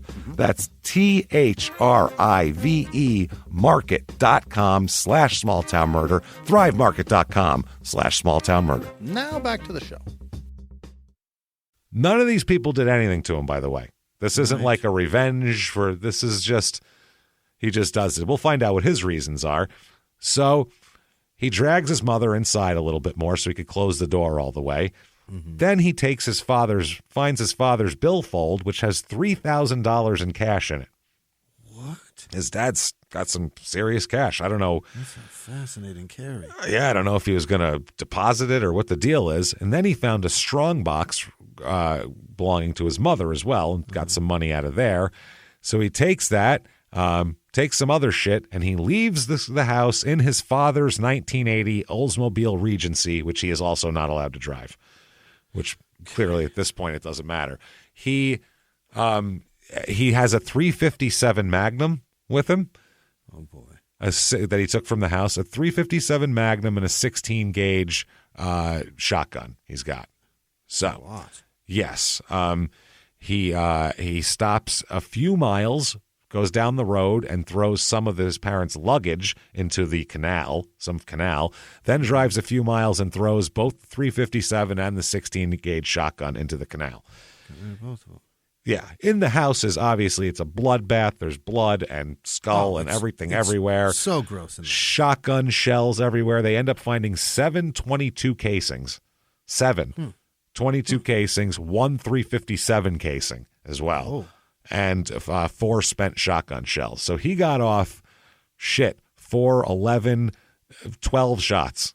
Yeah. He took just in his parents' house. Right. Which is crazy. So he takes off in the car. We'll find out where in a moment here. So he's taken off. Nobody finds any of this for 2 days. Nobody goes to the cops. This is July in southwestern Louisiana, by the way. 2 days. 2 days. The neighbors heard loud bangs, but they said, who knows where it's coming from? It's a rural area. Sometimes people are hunting. You never know. You hear gunshots. But now you got 5 bodies within probably 800 feet of each other. Yeah. That in rural-ass Louisiana. That's wild. In July? Yeah, if there's not central air keeping this place at about 68 degrees, it's going to stink from, a half mile away. Smell it in Houston. Well, in Lake Arthur here, July 19th, 1983, the murders happened on a Sunday. This is a Tuesday. Brian LeBlanc, the 22-year-old cousin whom he murdered there, his mother was curious as to why she hadn't seen her son in a couple days. Where the hell's my son? He lives at home. He doesn't live at that house. So he's like, where is he? He hasn't come home. She tried calling, and nobody answered. So she's like, I don't know what the hell those kids are doing. She sent her husband, Ernest Ashford, to the house to look. Go find him. Go find him. No one answered the door. No one answered the door. And I guess the house had he said that the doors of the house were locked when he got there, but when he pushed on the front door a little, the framing came loose and the whole door opened. Like the whole thing came with the framing and everything. So he was like, it's falling apart. Yeah, it's really weird. And this is their house. They own this house, the parents. So according to the police, quote, he's the man who discovered the whole gory mess. Well, part of it anyway. Half of it. He discovers these two 5 p.m. July 19th. So, yeah, he goes over to the house. He was worried also about because the diabetic. The one kid's a diabetic, and they haven't heard from either one of them. It's, a lot. So he said that Randy was on the couch, shot in the face with a shotgun at close range. He went to the bedroom. He found Brian face down on the bed and blood all over the wall. He said, quote, I turned the light on because I couldn't believe what I was seeing. I was in a daze or something. I couldn't even use the phone. He was just like in a trance of, oh, shit. So eventually he does use the phone and he notifies the police, luckily, which is the first person who's done that in this fucking episode. So the police, they're like, well, shit, who can we talk to around here? They talked to the neighbors and couldn't really get anything. So they said, well, let's ask our relatives right 2 doors down. Maybe they've heard something. So they go knock on that door and no answer. Yeah. They see a broken window in the back and they go, all right, let's go check on this. So they check in and they find a bloodbath in there. All those casings, blood everywhere. Chester crouched behind the television set. Mrs. Perry shot in the head, half her head missing over by the door. What happened to the poor baby? All of it. Yeah, this is a terrible thing to obviously come into here. The coroner. How can you imagine? Yeah, to walk into this. The coroner said the damage to the victims was so severe that it wasn't even really possible always to tell how many entrance and exit wounds there were because who knows? It's all a big mess at this point. It's just, oh, Christ. So this crime scene, this is obviously a horrific crime scene. What a scene. So what you should do is you should obviously close it off, seal that bitch up tight. Don't let anybody in or out except for whoever the investigators in charge are, the homicide investigators, and whoever they deem critically necessary forensically to be there. Otherwise, this shit is closed off. No, they didn't do that. This is a big deal down here. They don't have a lot of stuff like this going on. So they started giving tours out to people. Come check it out. Yeah. Not officially, but like, hey, if they got the cops have like buddies, like, hey, come over, check this place out. So there's just people traipsing through this crime scene like crazy. They said, well, who was on these tours? One of them said, quote, a Jennings city marshal and his 9 or 10-year-old son he brought to the crime scene. Yeah, that's what I'd let in. They said 3 people were shown through the house, but they said they didn't identify the third person as well. Okay. This isn't a marshal who has any authority in Lake Arthur, anybody who could possibly participate in the investigation, just a buddy of his who was curious to see a bloody house. And they were like, sure, traipse on through it. Wow. You just let a friend come by. Yeah. This is at least the mayor is, trying to help when that one stupid episode when the mayor's, putting trails of fucking footprints through the blood samples. This is different though. This is a 10-year-old saw this. Yeah, they just bring your kid over. Just bring your kid to work day. That's sorry, son, it's a weird day for bring your child to work day, buddy. Shuffles his hair. Come on in. This one's gonna ruin you forever. Oh man. They said that the cops said it didn't look like as if a burglar had been there. The one guy said, I didn't find anything out of place in the house except for guns scattered all over the place. They found guns everywhere. They found a total of 9 guns. Wow. Including the 12-gauge shotgun allegedly used, obviously, to kill Perry, Mrs. Perry and the child. A Jimmie open gun rack, so he broke the lock on that. He said there were 2 12-gauge shotguns in one bedroom, a third in another bedroom, and a 22 caliber pistol in a third room. So there is a fucking lot of guns. They talked to the neighbors. They said, oh, yeah, we heard what sounded like gunshots coming from the house on Sunday. Like, oh, that would have been nice to tell somebody about it. Glad you tell us today. Wow. So right away, this becomes, holy shit, the slaughter of Lake Arthur. Pandemonium. The one cop said people in Lake Arthur locked their doors, slept with the lights on, and armed themselves in fear that someone would come for them. So who are they thinking about? Obviously, the only suspect is Michael because he lives on the property. Right. Let's talk to him. He's got problems. They want to talk to him, and he's got a bad relationship with his parents as well. So he's not allowed in there. His aunt, Zula Lyon, is his aunt's name. She said that she thought that he would have done it to obtain the insurance proceeds from his parents' life insurance policies. So they talked to her, and they're like, Michael probably did it for the insurance money. So they're like, okay. Another possible motive was the fact that he was always mad at them for having him committed several times, and that he would always say that he was infuriated with them for that, and he had threatened to kill them in the past over it. But this was 10 years ago. Right. Police switchboards are lit up. I mean, you can't even call. You call, it'll they shut the phone systems down with calls to the police station from people claiming that they saw him. He's here. He's in my yard. I see him behind a bush, because they're so paranoid. They see a shadow, they call the cops and go, Michael Owen Perry's in my yard. No, he's in there now. And it's like a cat. It's a stray cat. He got 5 people in one day, and we haven't seen him in 48 hours. He could be anywhere. Literally anywhere. But people called claiming that he was in their attic. Yeah. Several people. I think he's in my attic. You got to come get him. Everywhere I hear noises and I'm not there, it's him. It's a possum or something, It's a groundhog crawled up there. Yeah. So that's what the people were doing, though. They were freaking out. The state trooper said, we got a description of a vehicle. We ran the tag number and found it registered to Chester Perry. They want to talk to Michael. I don't know whether they're going to charge him or not. That's what the one state trooper says. So the search focuses immediately on Texas highways because it's right there to Texas. Yeah. Because a neighbor had quoted Perry as saying he was heading for Tijuana when he's talked to him that day. Okay. So they're gonna kind of Try to cut him off at the pass going to Tijuana.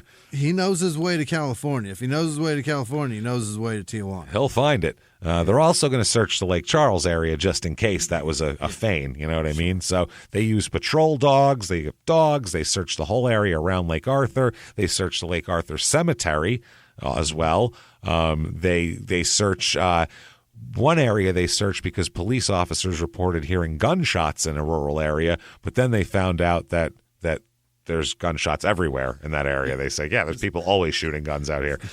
All over Louisiana. This is rural Louisiana. Yeah. Investigators then learned that Perry had recently bought several survival magazines the week before the murders, and so they found and when they searched his trailer, they found no food in there either. So they're like, is he planning on like holing up in a swamp somewhere in a bayou?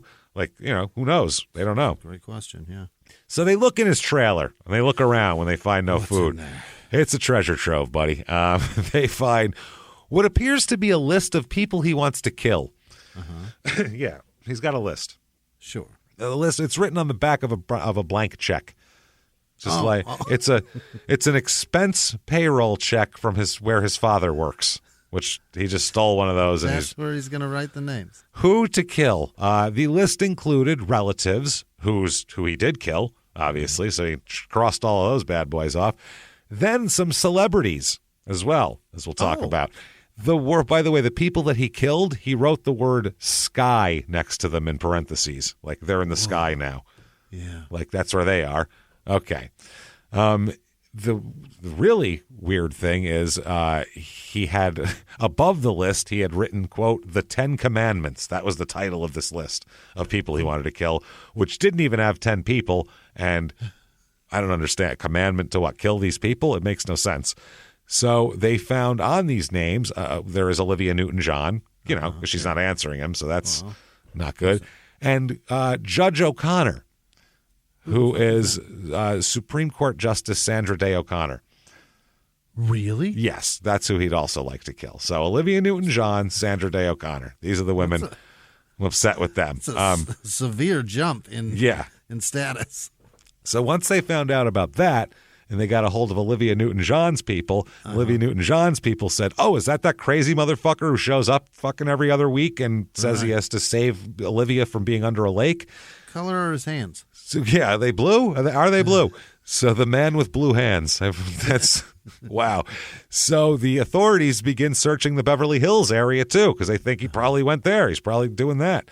So it's very scary. They talk to Olivia Newton John, the press does, and she says the cases like this are an unfortunate part of public life, and just hope he gets caught. It's like, I don't know what to say here. I hope he doesn't murder me. At that moment, though, she was in Australia with her parents because and not coming back. He had not coming back for a while. So they also had 2 letters signed by Perry here.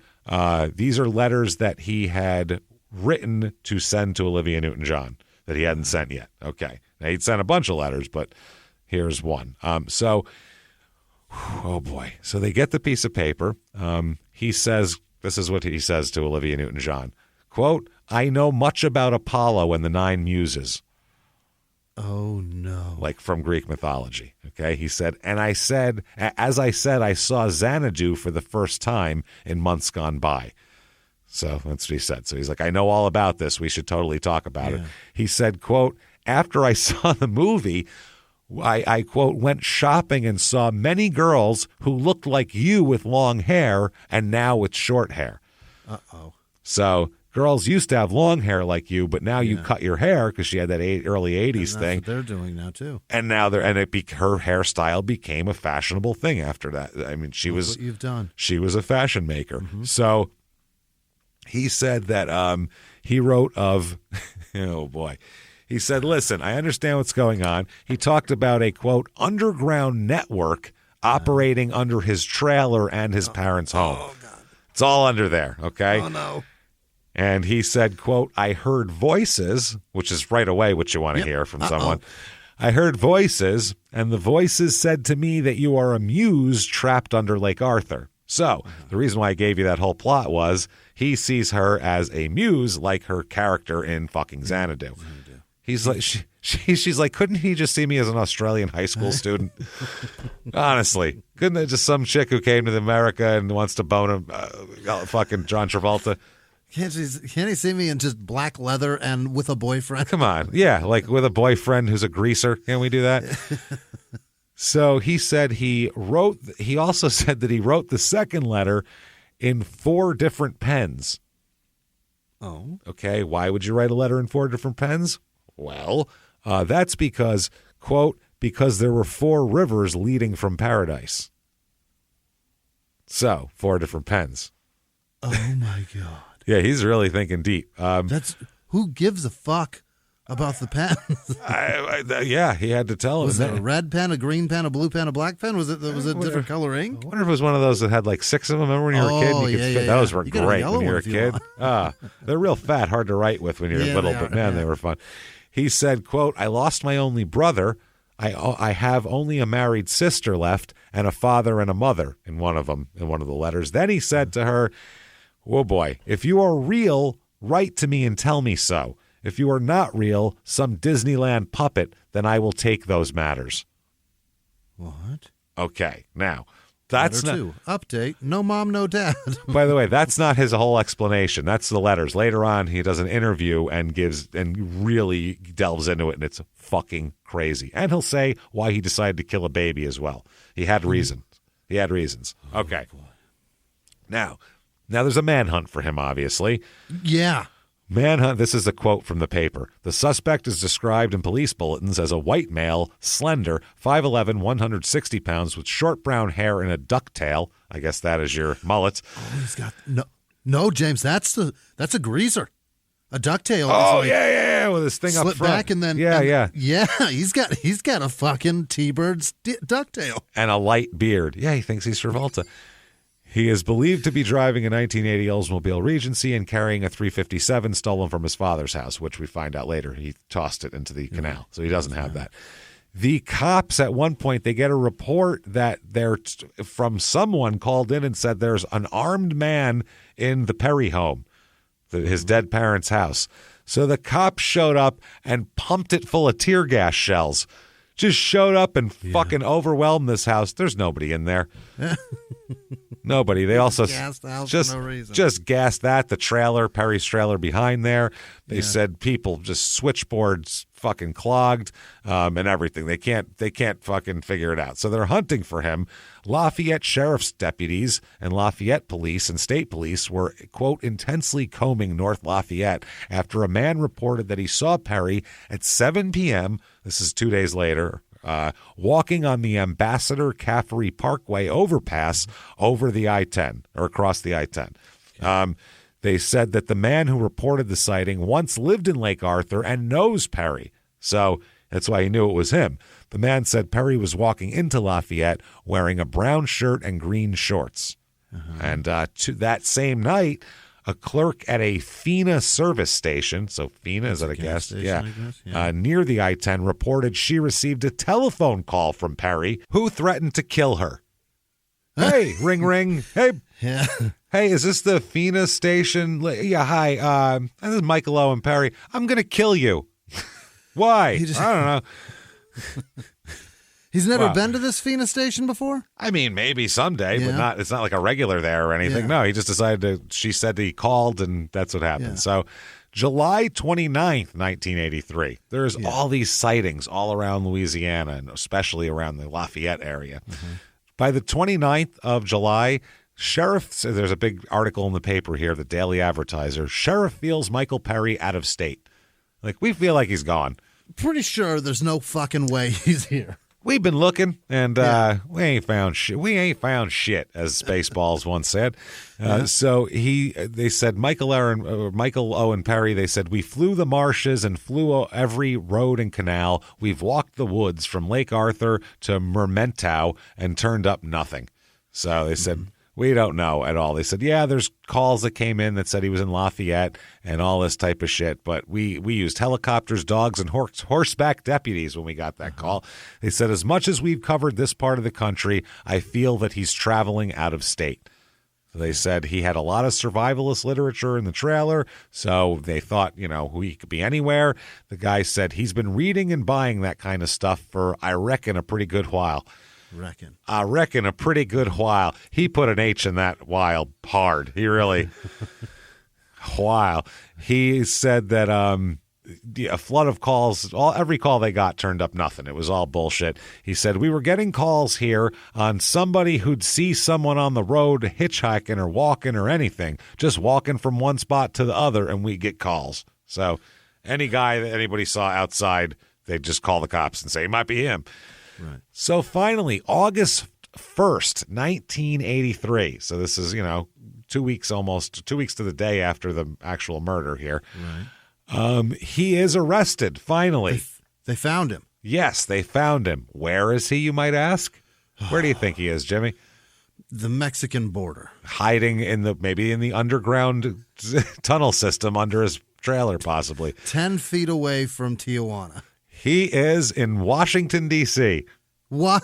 Oh, Sandra D. He is oh my God, Sandra D. In Greece, she's Is Sandra that D. Is that Look why? at me, I'm Sandy. It's fucking Sandy D. It's Sandy and then D. Sandra Day O'Connor. He went after Sandy D. Is that what this is? It's got to be, right? It has to be. Well, no, There's no other way. He has another reason, but we'll talk about it when they arrest him be just Sandy now. D, though. It's not in his words, but I think that triggered it, though. It had to Maybe, have. yeah. So, Sandy. It had to be that. So, he's going to show up. Sandy, I don't like your judgments. So they arrest him on charges. Now, there's two different, by the way. They arrest him at first on some disturbance thing, but he's also arrested on charges of shoplifting a radio from a department store, which makes sense because wait till you hear what's in his hotel room and shit. It is take a ride to Crazy Town, Jimmy. He says he'll waive extradition. He's cool with that. Go ahead and take me. He arrived in Washington, D.C. on the 18th of July, by the way. He went right there, just drove right there. Didn't go anywhere else. All that looking was a waste. He checked into the Annex Hotel. Yeah. While there, he paid rent in advance, as we'll talk about. He also bought numerous items from a television store. Okay, and these stores, the clerk at the store watched him load them into a car matching the description of the stolen his dad's car, his father's car. So he ended up having an encounter, I guess, with a guest at the Annex, which led to the police being called. So at the hotel, he got in some kind of – he's on the run for 5 murders, and he can't keep his head down and chill the fuck out. He's not capable of it. You know what I mean? No. So an officer ran a routine check on him and learned that he's wanted for 5 counts of murder in Right. Louisiana. Like, holy shit, they didn't expect that. He used his real name. Oh, yeah, he used his real name. Yeah, he told him, I'm Michael. Oh, he had a driver's license on him or whatever. Yeah, He had ID. Yeah. So at the time of his arrest, he had $1,100 and a hotel key on him. That's what he had. Mm-hmm. So they get a search warrant for his room. Oof. Among these things were recently purchased television sets. He has 7 televisions in his room. What? 7 televisions in his room. And that's... 1983 televisions? Yeah, so there's smaller one. They're not like there's no like fucking 32-incher or anything like that, right. A console model, but he's got something he can carry. 19s. But this is in addition, so he brought in 6 because there was one in the room to begin with. All right, so... Oh, my God. We'll talk about this, too. The names of the 5 people he killed are written on the side of one of them as well. On the other ones, written across the screens in red, diagonally, Olivia. Written across all of them. Olivia, written in red fucking shit across the goddamn television screens. 7 of them. Walk into this room. Sir. What's happening? Walk into that room and go, oh my, this is wow. Holy shit. Olivia. So the vehicle was also recovered. He didn't have it with him, though, because it had been in a police impound lot where it had been towed for parking in a no parking zone. He couldn't even park properly while on the run for murder. Yeah. So the police in Louisiana confirm that it is him. He was arrested on charges of theft and being a fugitive from justice. They identify him completely and 100% by the burn scars on his leg. Oh, shit. That's how they could tell. He's being held in the city central cell block there. Mm-hmm. And they said they have identified a burn on the suspect's leg that's supposed to correlate with one of Perry's. So that's what they said. They said, also, I know people are going to sleep a little better around here, and we can get some rest now in Lake Arthur. We got him accounted for. When arrested, he's wearing cutoff jean shorts. He made some cutoffs and a Washington, D.C. T-shirt. So he went there. He's like, I'm going to really get into the spirit of this thing. He got into the spirit of this thing. Got some tourist merch? Well, yeah, like everybody else who might go to see the Supreme Court building. You know what I mean? Yeah. It's hard to shake it. When you walk by it, sometimes you see the shirt and you're like, it's kind of cool. I'd probably wear it. So he waived extradition and said, quote, I think the best thing for me to do is to go out there to Louisiana and see what's going on. Yeah, let's see what's going on, Mike. What do you say? What do you say, think's Chief? Going on, Mike? Oh, my God. So they gathered the evidence in his room. They found another list in his room. This list and note indicated his intent to murder both Olivia Newton John and, of course, Sandra Day O'Connor, if you're not American, U.S. Supreme Court Justice Sandra Day O'Connor. So kind of there's 9 of them. Sandy. Come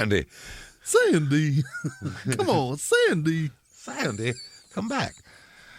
So they said that, quote, he'd come to D.C. to get O'Connor. That was why he was there. Unbelievable. It has to be the Sandra D part. It has to fucking be. Well, what he'll say to a psychiatrist a little later on is he said he wanted to kill Olivia Newton John because, you got to cut her head off and take it home with you probably because she's a muse. Yeah. Either that, but they said, well, why Sandra Day O'Connor? And he said he was angry that she was appointed to the Supreme Court because, quote, no woman should ever be above a man.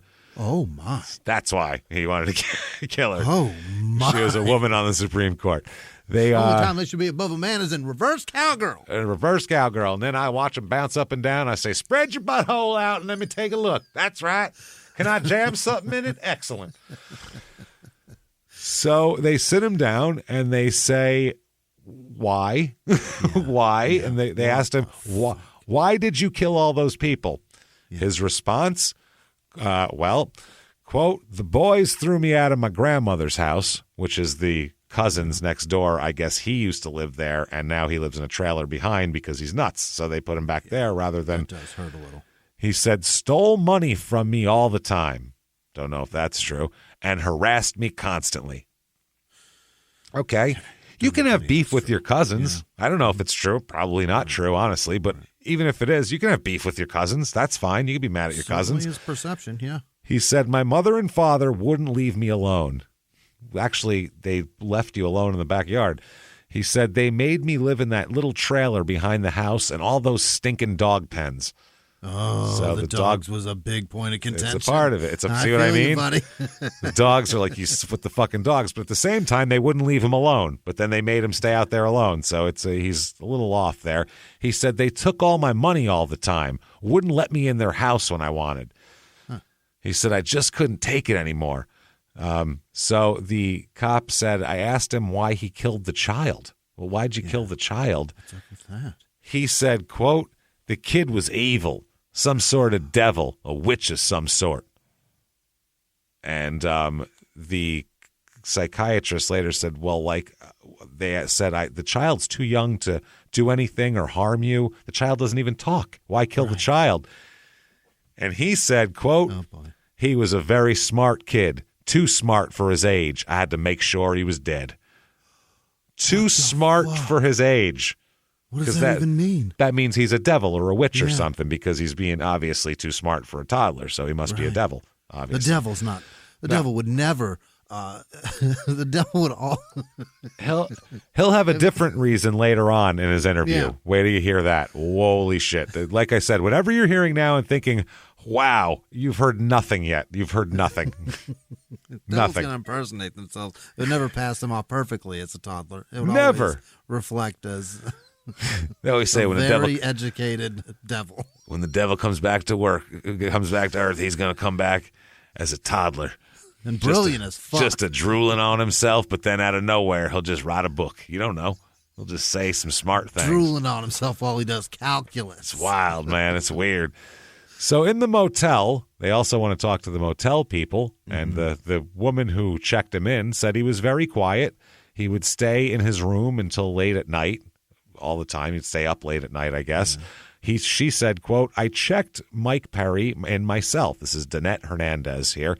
She said it was sometime between 3 and 11 p.m., because that was her shift, on July 18th. I don't remember exactly, but I worked the graveyard shift, so it had to be between those hours. 3 p.m. to 11 was the graveyard shift, by the way. 3 p.m. Second shift here. 3 p.m., sun shining bright. Doesn't even get dark till like 9 o'clock in this fucking summer in July there. And she's like, that's a graveyard right there. It's bright outside. For at least half your shift. Yeah. She said he paid the Annex Hotel's $19 room rate daily, $19, by the way, until July 24th, when he paid for 25 days in advance. He gave... What is that? $547.50 is exactly what he paid. That's so cheap. That included $500 bills, by the way, that were probably from his dad's billfold there. She said that he let maids come in his room. Wow. A maid noticed a number of television sets in his room, some of which had Olivia scrawled across them in red lettering. He let a maid see that. And they were like, whatever.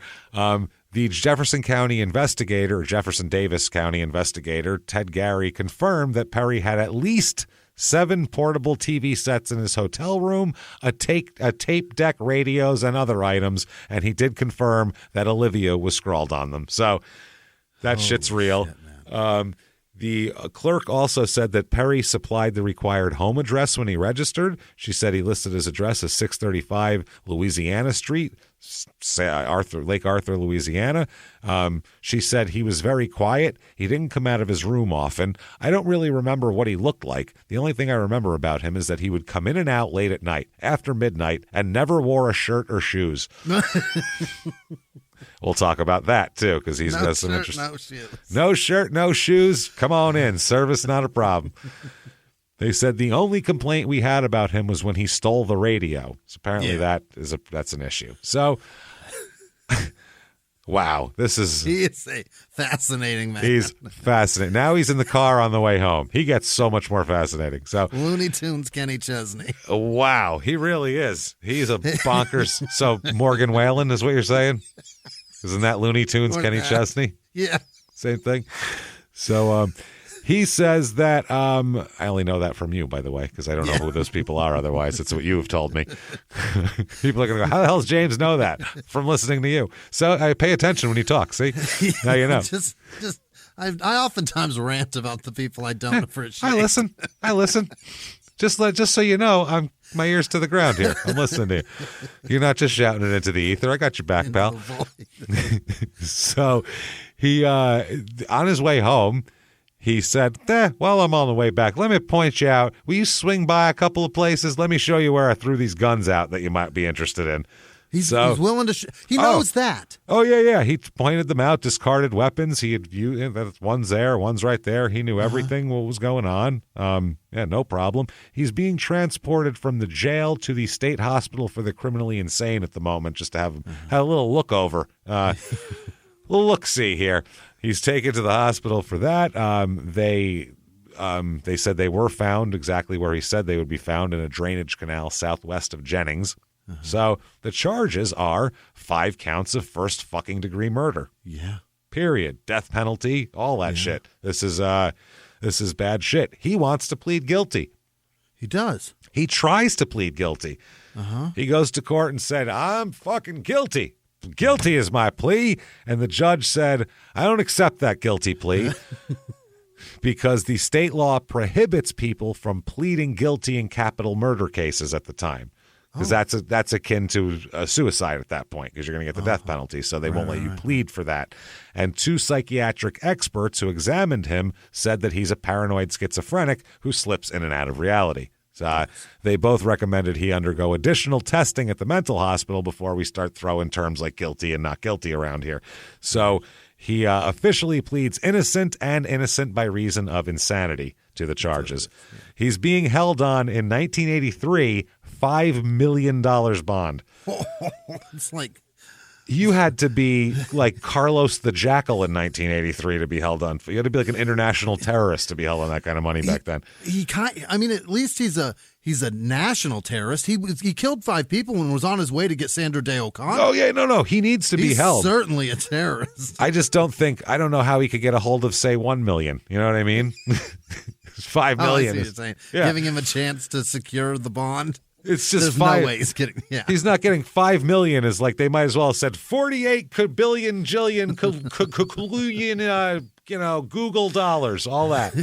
He has literally $1,100. So anything out of that realm, it's over. It's like, do y'all take TV sets? These ones are a little. They may need new screens. Yeah, they're used. Don't get me wrong. I carved Olivia into the glass, so that's a bad thing. They talk about how he doesn't even really think of himself as insane, really. Mm-hmm. His attorney said that as soon as he enters a plea of not guilty, he's making himself vulnerable to the death penalty. So it said when it came to the possibility of an insanity defense, they said that Perry actually has more going for him than a lot of defendants. A lot of people just go, I'm crazy, whereas he has a documented history of bonkersness. So long history of confinement for mental illness, all this type of shit. So they said he's got a shot. You got to plead not guilty by insanity. In addition to that, he says he makes a request to the judge in court to, quote, see the graves of the 5 relatives he's accused of killing. No. You don't get that. They what said, are you talking about? You're on a $5 million bond. You go ahead and throw that together. You can go take a visit.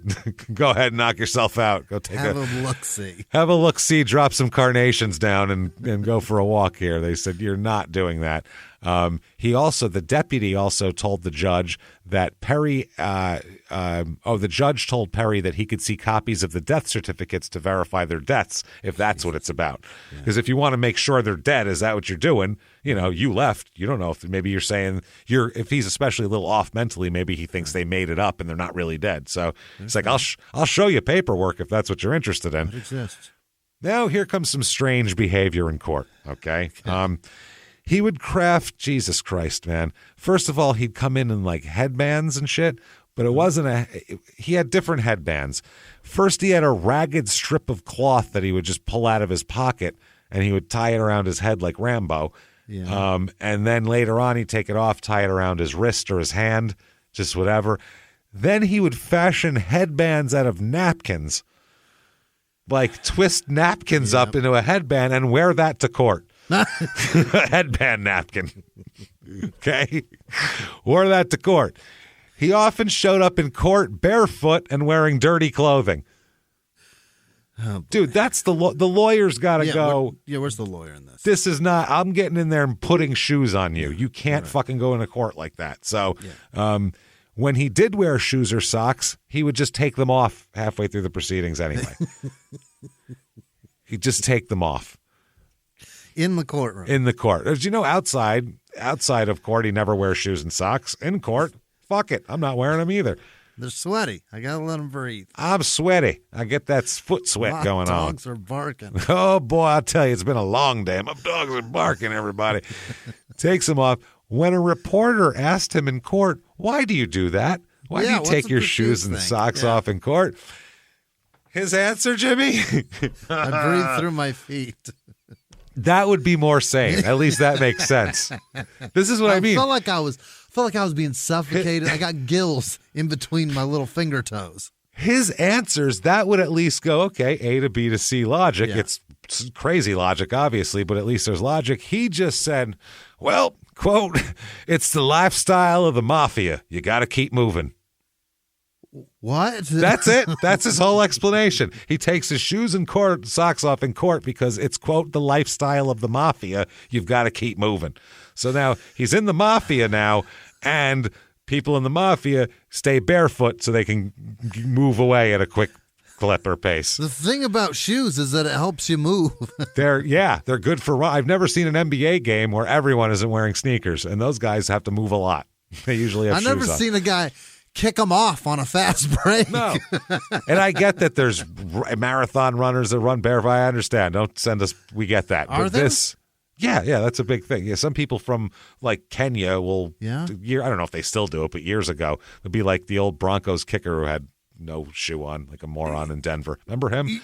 Yeah. In the 80s, barefoot Rich Carless. Yeah. Walking through the snow to kick him, no 20 shoe on. degrees outside and he's barefoot in a fucking ball. That's crazy. Yeah. His foot was pink as a baby's Oh, head. it was so stupid. But so dumb.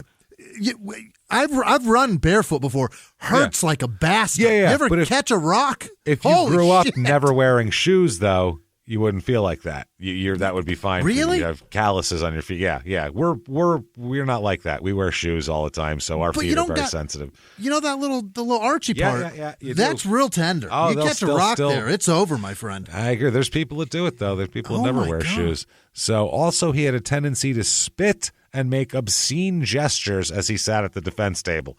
What are the gestures? He's sitting there giving people the finger. Really? He gave the prosecutor the finger. He gave his own attorney the finger while he was doing his opening later on.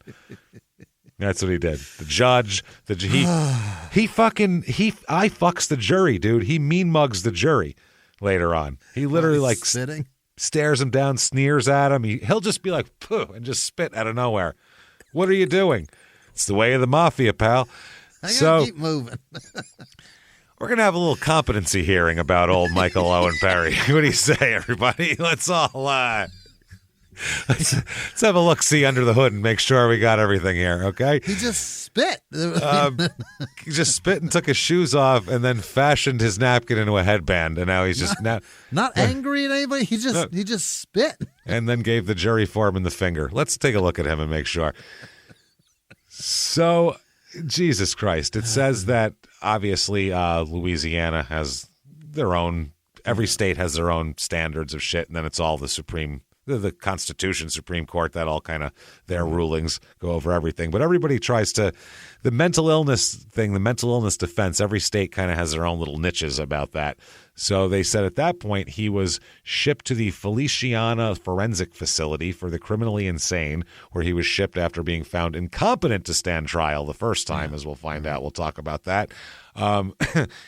Calling all dog owners. Your furry friend deserves top-notch nourishment, and Ollie delivers the clean, fresh nutrition your dog needs in 5 flavors they'll absolutely flip over. Ollie is made in U.S. kitchens with ingredients carefully sourced from trusted growers and producers around the world, with absolutely no harmful fillers or preservatives. With protein-first recipes like fresh beef with sweet potatoes, fresh turkey with blueberries, or fresh lamb with cranberries, you might start thinking, dang, my dog eats better than I do. And that's probably true when it comes to Ollie. Give your pup a fresh start this new year by letting them taste test a personalized meal plan with Ollie. Head to ollie.com/Wondery. Tell them all about your dog and use code WONDERY to get 60% off your first box of meals when you subscribe today. Plus, they offer a clean bowl guarantee on the first box. So if you're not completely satisfied, you'll get your money back. That's OLLIE.com/Wondery and enter code WONDERY to get 60% off your first box.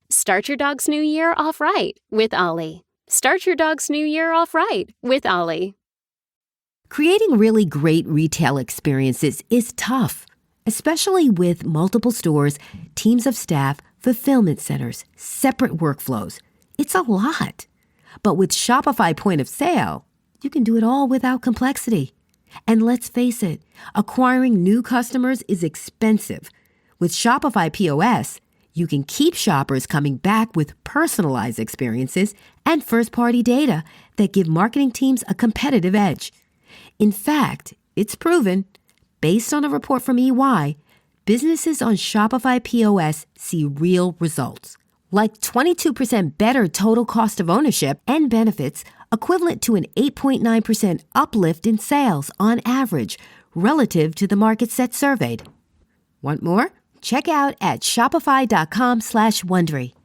All lowercase, and learn how to create the best retail experiences without complexity. Shopify.com/Wondery.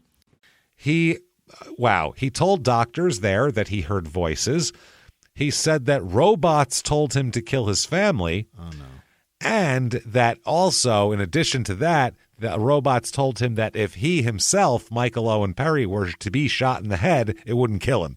Not him? He gave him some robot advice, and he said, your head is fucking impervious to bullets, bro. Don't worry, there's no brain in there. While in the hospital, he also shaved his eyebrows. Yep. Here's your theory, Jimmy, to increase the flow of oxygen to his brain. That's where he breathes from. See what I mean? That's what I said. That's normal, insane logic. That's not just... Everybody wonders what eyebrow. Why do we have these things on our face? They're blocking my breath. They filter dust and particulates from getting into your eyes. You sweat.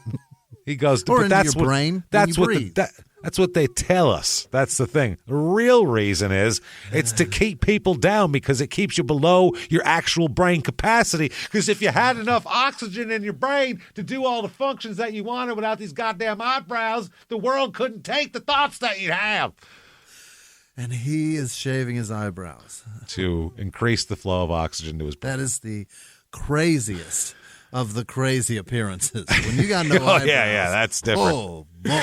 Unless you're the Mona Lisa, you're in trouble. So Perry, they determined that he suffers from, quote, incurable psychotic condition called schizoaffective disorder. Right. Is what they say at the time. It's an illness that you always have, the psychiatrist said. She said, but it can vary in its intensity. And she also said Haldol, which is a powerful antipsychotic drug, was prescribed to calm him down and diminish the symptoms so we could try him and kill him. So we're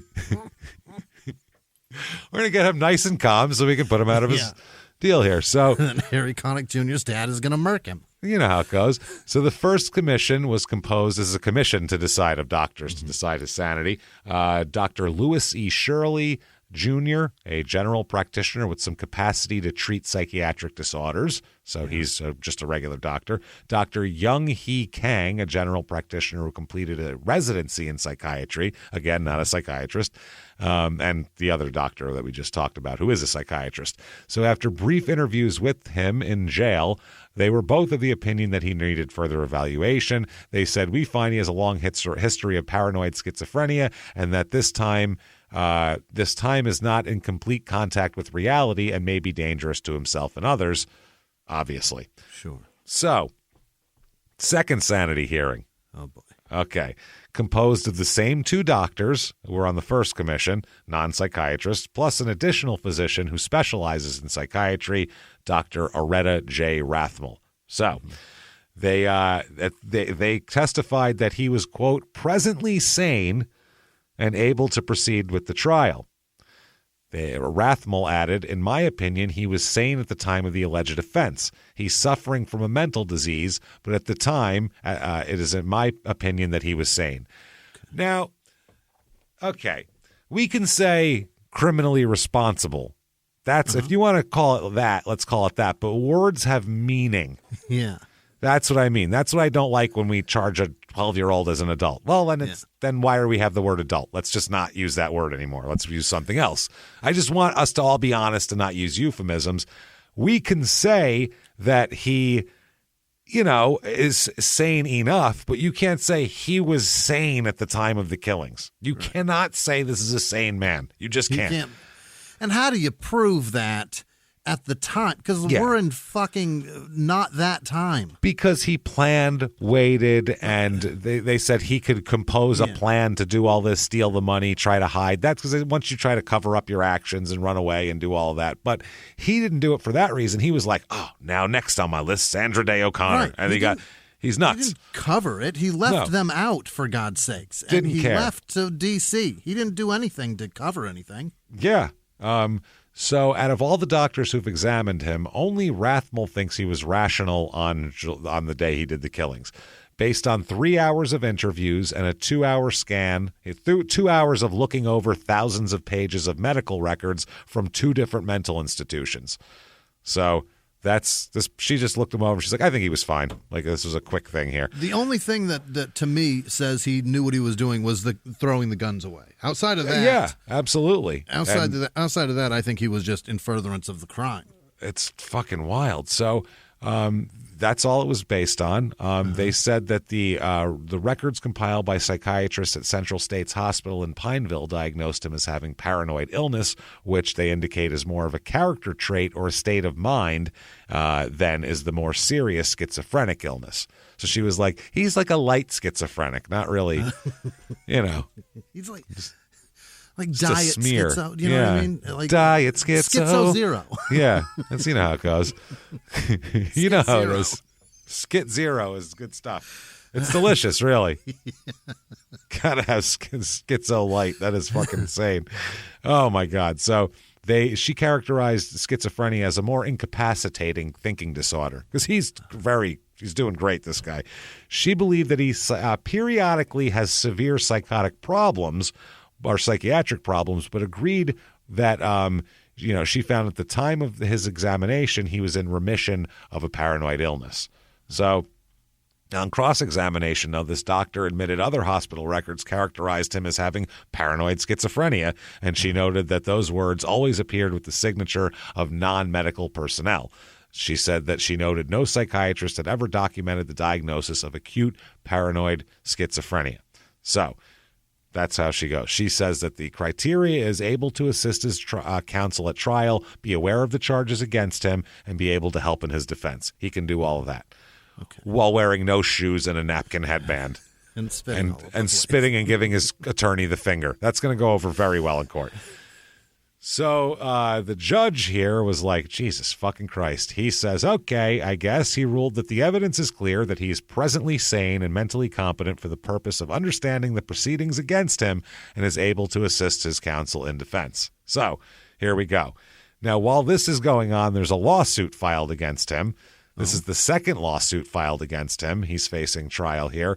Mrs. Dorothy LeBlanc Ashford, who is his aunt, filed a $2 million wrongful death suit in connection with the shooting of Brian, who was her son, Brian LeBlanc. A similar suit was filed by Gwendolyn Walker, who is the mother of Randall Paul Perry, his cousin who he shot there. Ashford is a sister of his father, who is Chester, of Michael's father, Chester, there. So that's what we got going on. He's also being sued for millions of dollars because he has insurance policies. They're saying if he gets that, they want that money. So October 1985 is finally this trial. Mm-hmm. They go through, they try to seat a jury. Everyone knows of this case. They can't seat a jury anywhere in the county. So they have to move the trial to Baton Rouge, which, as we know, is an hour 40-something away. So far away.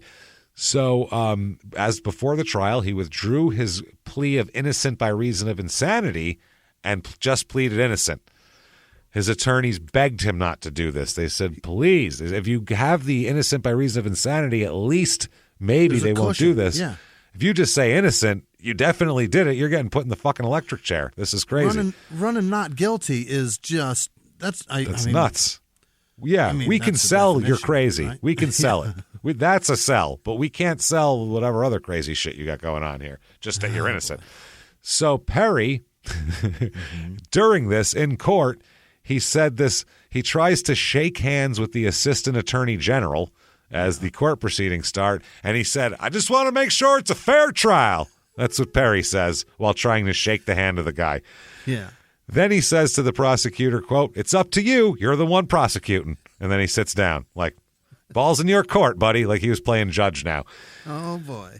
Now, the sanity law in Louisiana, the defendant has the burden of establishing that he's crazy. That's how that works in Louisiana. You have the burden of establishing incapacity because Louisiana law presumes the defendant is sane and responsible for his actions in the law. So the defense must prove by a clear preponderance of the evidence that the defendant is incompetent to stand trial as a result of a mental disease or defect, and that's how that goes. So that's fucked up. Yeah. So he's obviously sane now. Yeah. He's good now, as we say in crime and sports law. He's good now.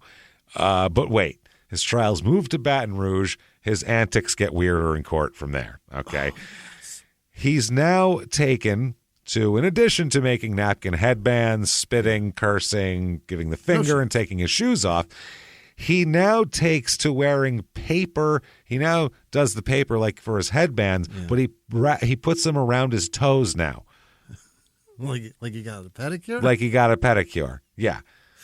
And he makes faces at members of the jury. Well, your attorney's trying to mount your defense, and you're playing with your toes. Like, imagine how weird that looks to a jury. He often made faces at the members of the jury, or out of nowhere would just offer his, quote, offer comments about his, quote, connections with the mafia. Somebody would be testifying. He'd just go, I'm in the mafia. You know what we do when we don't like somebody? We kill them. Okay.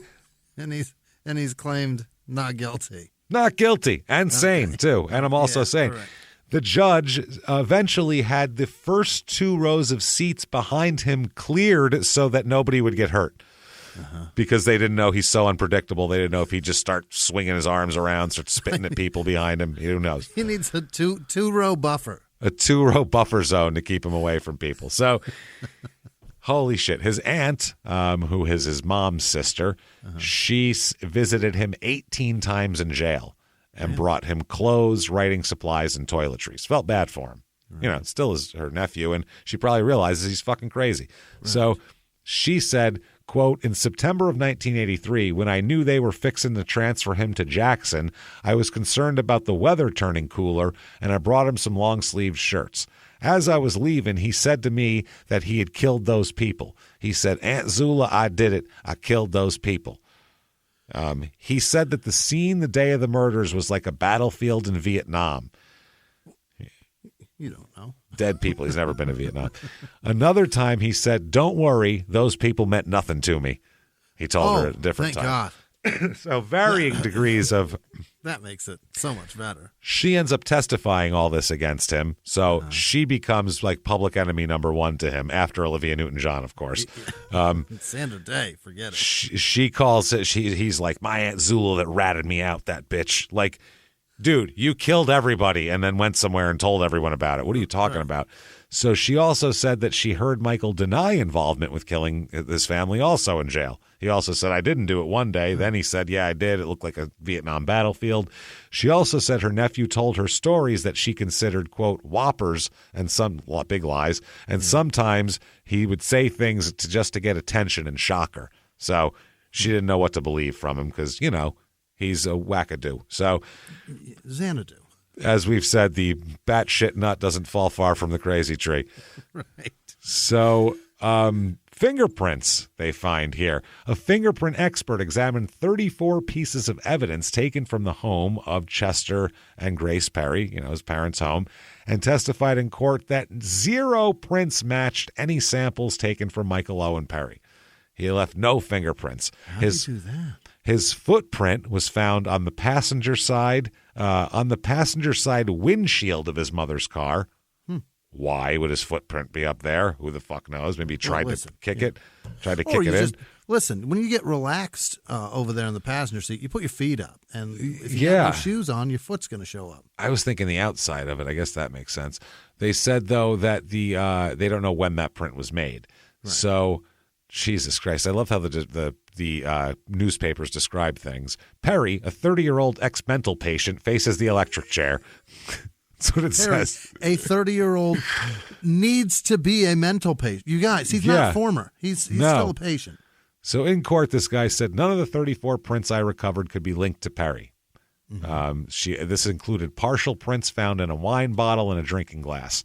They said that there's no prints on several weapons already introduced in the case as well. So his defense attorney said, you cannot tell if that shotgun was in the hands of Michael Owen Perry, and the forensics person said, no, sir. So no fingerprints there. All they have is his constant admissions of this.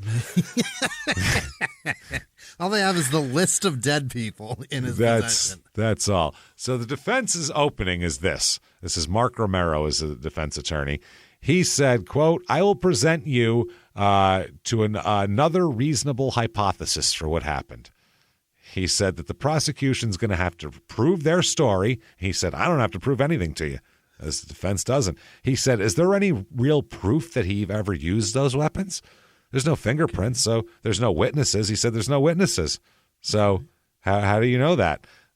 I don't understand it. So he also said, by the way, during this, the defense attorney trying to save his life, he's making hand signals behind the guy, including just waving at jurors, doing things, and, quote, putting his thumb against his nose and spreading his fingers. Doing one of those. Yeah. He was doing that during the time Romero was asking, is there any real proof that he even committed the crimes? The old spanky.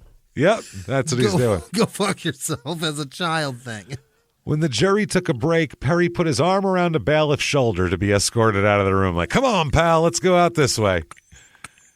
He's fucking nuts. Put him in a mental hospital, dude, you guys, forever. During the trial, Perry often made comments that made clear the extent of his obsession with Olivia Newton John. It says here as well. A lot of people liked Olivia Newton John, but they didn't think she was an underwater goddess who lived near his house. That was the other difference.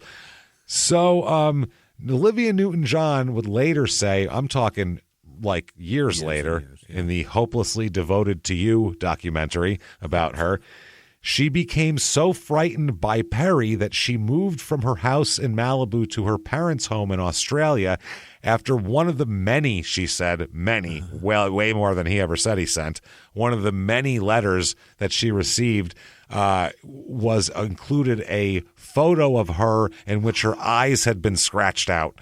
Yep, I'm going. She got on a fucking plane and went to another continent to get away from this man. Koala bears, here I come. Yeah, I know it'd be better for my career to be in Los Angeles. I'm doing all this movie and music stuff, but holy shit, I got to go. Look at this picture. I'll be back. I'm out. I'll be back to do Two of a Kind with John Travolta, which is terrible. So after 2 years of delays and all this shit that's finally going here, the verdict is finally coming down.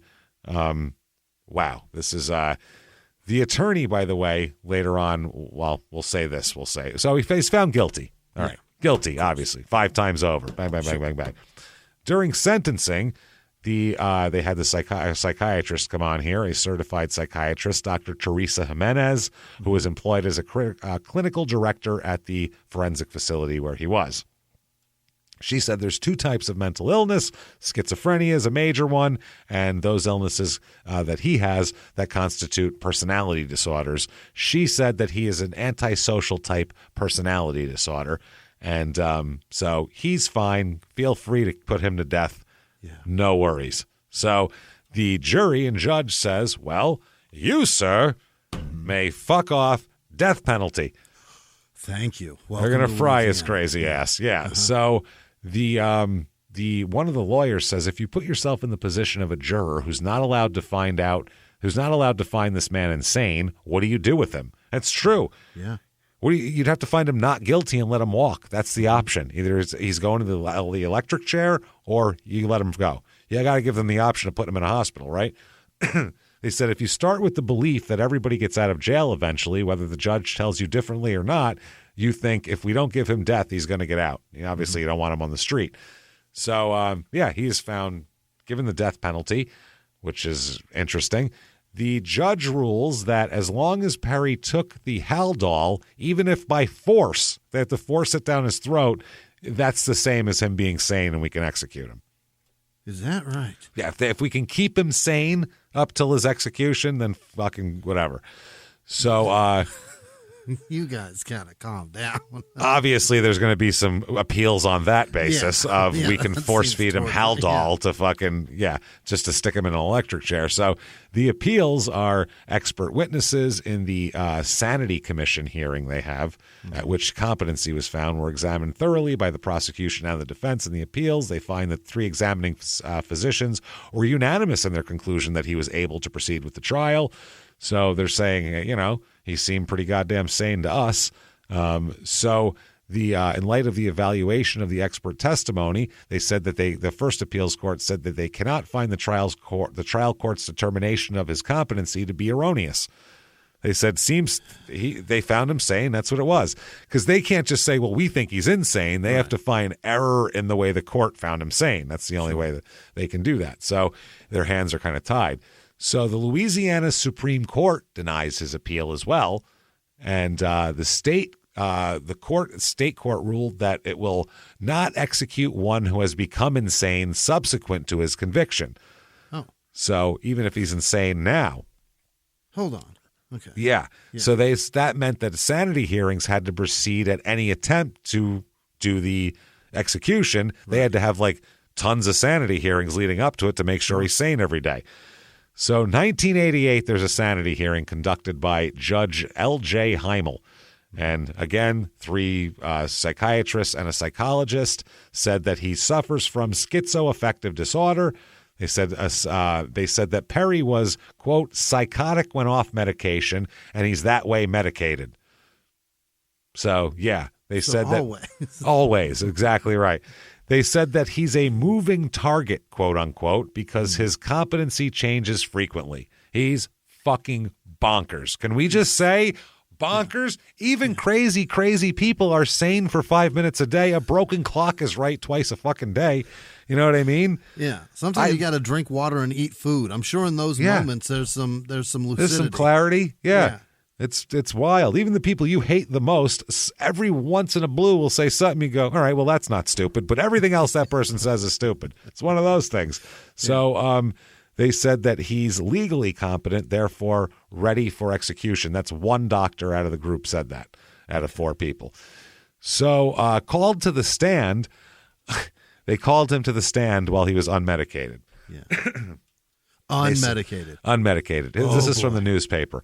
Called to the stand, an unmedicated Perry babbled incoherently for 35 minutes. 35. In the midst of it, he blurred a truth that goes to the core of his mental illness and addresses why he killed his entire family. Quote, I did it. I'm 90%. I didn't do it. The voices have 100% of my body. If you can figure that out, you can kill me. That's what he said. I will restate that just so you know. Quote, I did it. I'm 90%. I didn't do it. The voices have 100% of my body. If you can figure that out, you can kill me. That's like a fucking Goodwill Hunting chalkboard problem. Like, I don't know what that is all about. But I'm 90%. They're 100%. You mix those together, you can kill me. You can kill me. So Perry's lawyers said they advised their client to refuse the Haldol, telling him it's a form of suicide. If you take this, they're going to kill you. They stop doing it. So Perry stopped taking the medication. That pissed the prosecutors off. Sure. And how could the state get these? How could they get him declared sane? So they said. The defense said they came up with a medicute to execute scheme. Pump Perry full of Haldol until he becomes minimally competent, then kill him. So, yeah. And the state attorney in court said that the purpose of medicating him was to make him sane enough to execute. Oh, my God. He said that out loud. Out loud in court records. So, September 88, the judge rules that even though Perry's insane, he is insane. Even though he's insane, Louisiana's interest in the execution of the jury's verdict overrides Perry's right to refuse medication. They ordered that Perry be forcibly medicated so he'd know what was happening when he was killed. Oh, my God. We don't want him to just float through it. We want him to feel all of it. Yeah, that's what it is. It's not medicating him so that he's competent. It's medicating him. That's like the definition of cruel and unusual. All right, he's good now. Strap him in. No, he's good. Hey, buddy, where are you? No, he's got it right. Let's go, Chuck. Come on. He'll feel it. Let's go. Come on, before he starts talking about Xanadu and shit again. Come on.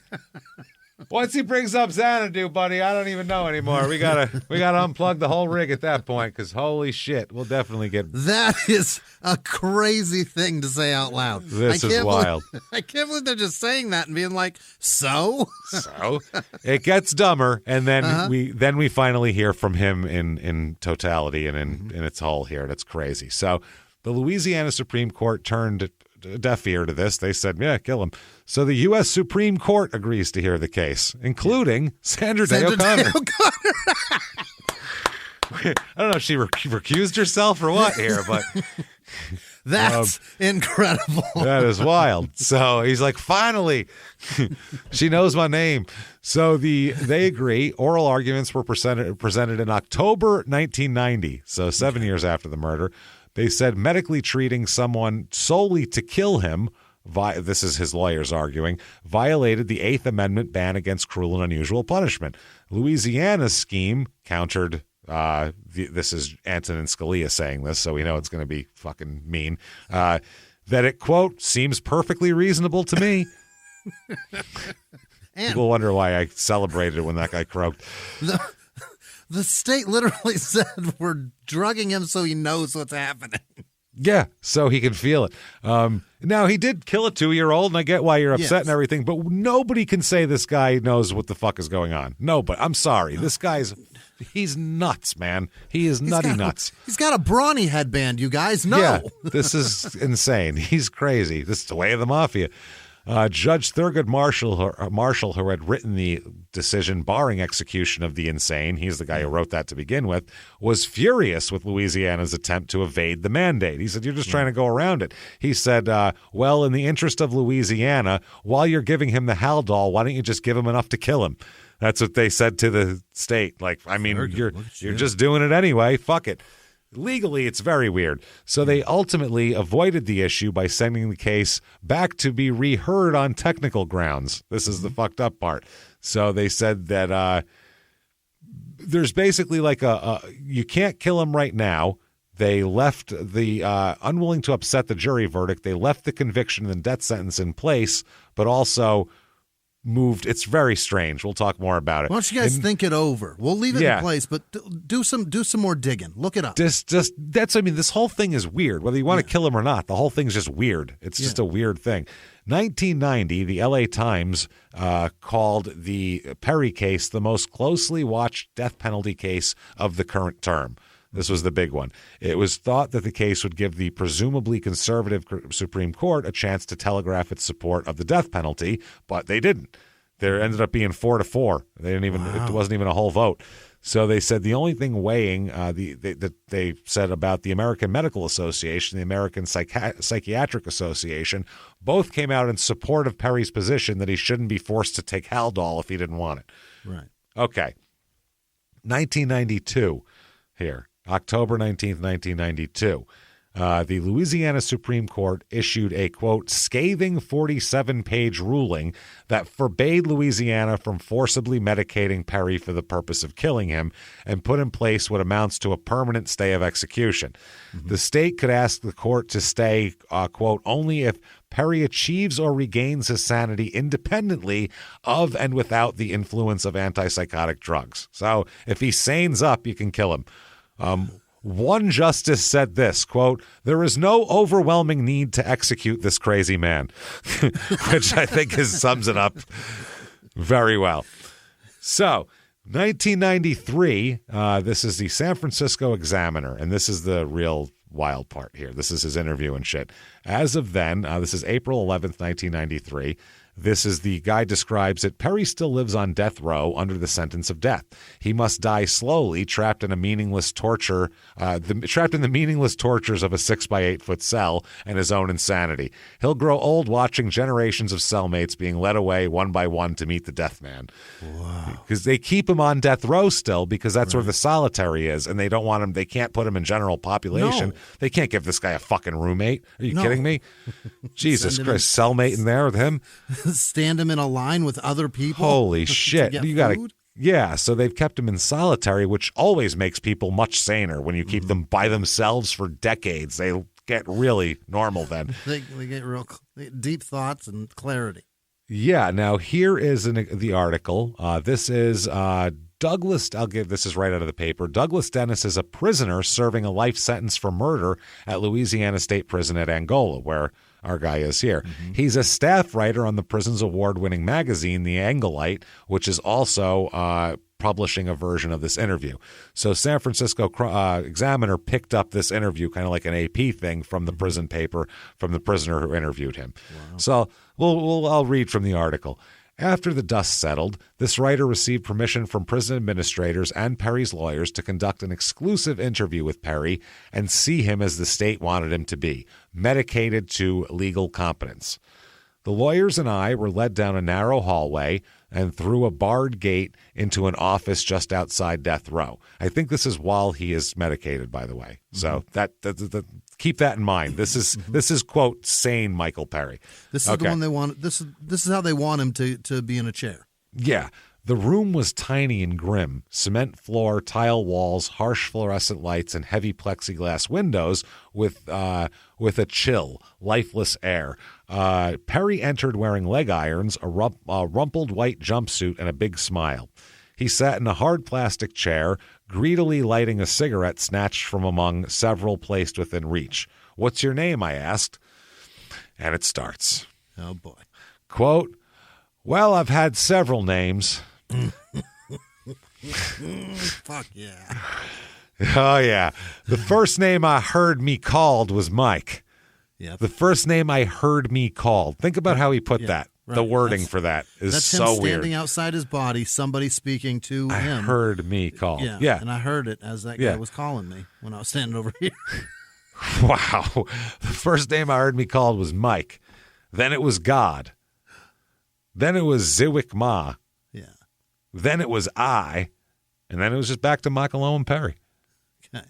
The guy's like, all righty then. So then the guy, he dives right in and says, "Tell me about Olivia Newton John," which is really what we all want to know about at this point. Yep. So here's what he says. Quote, this is all a giant monologue. Quote, "Okay, well, that movie Xanadu, I was going through," I'm going to give his us, by the way.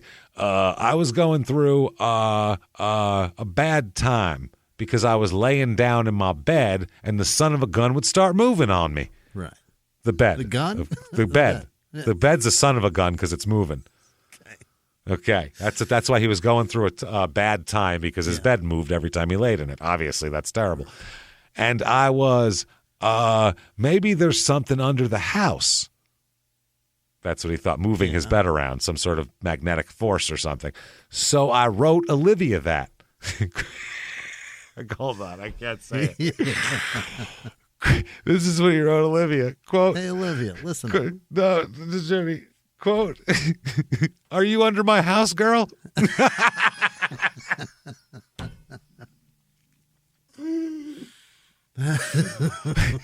"You under my house, girl?" Oh, my God. Okay, so in that movie Xanadu, sure enough, when Olivia turned around, she was, man, all ugly and wrinkled. I said, "God dog, look at that." God dog, look at that. So I went and I talked to my Aunt Zula, the one who ratted on me, about killing those 5 people. Yeah. That's what he drops in there. Yeah, fucking bitch.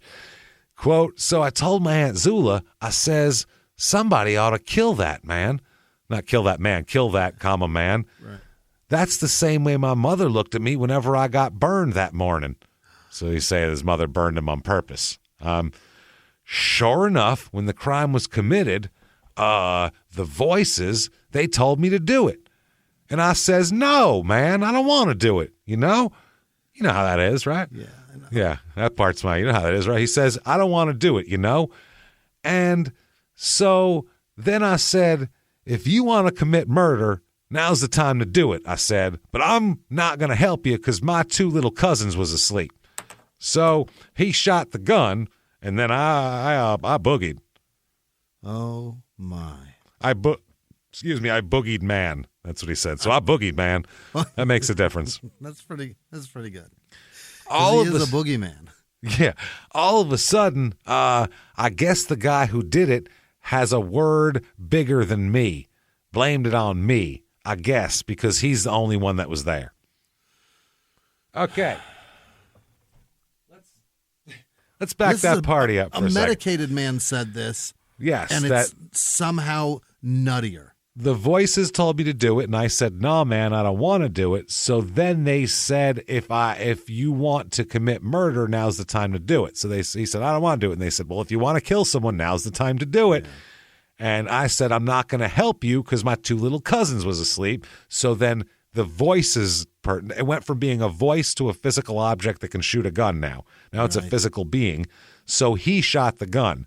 Is that the same he who was called Mike when he was a kid? I don't know. Is he outside of his body? Does he think he's 8 people? Who the fuck knows? I think paranoid schizophrenic seems to be a pretty good diagnosis here. So I think they've nailed it. Yeah. Just the way he's talking doesn't make fucking sense. So he says, so he shot the gun. So I guess the guy who did it had a word bigger than me, blamed it on me, I guess, because he's the only one that was there.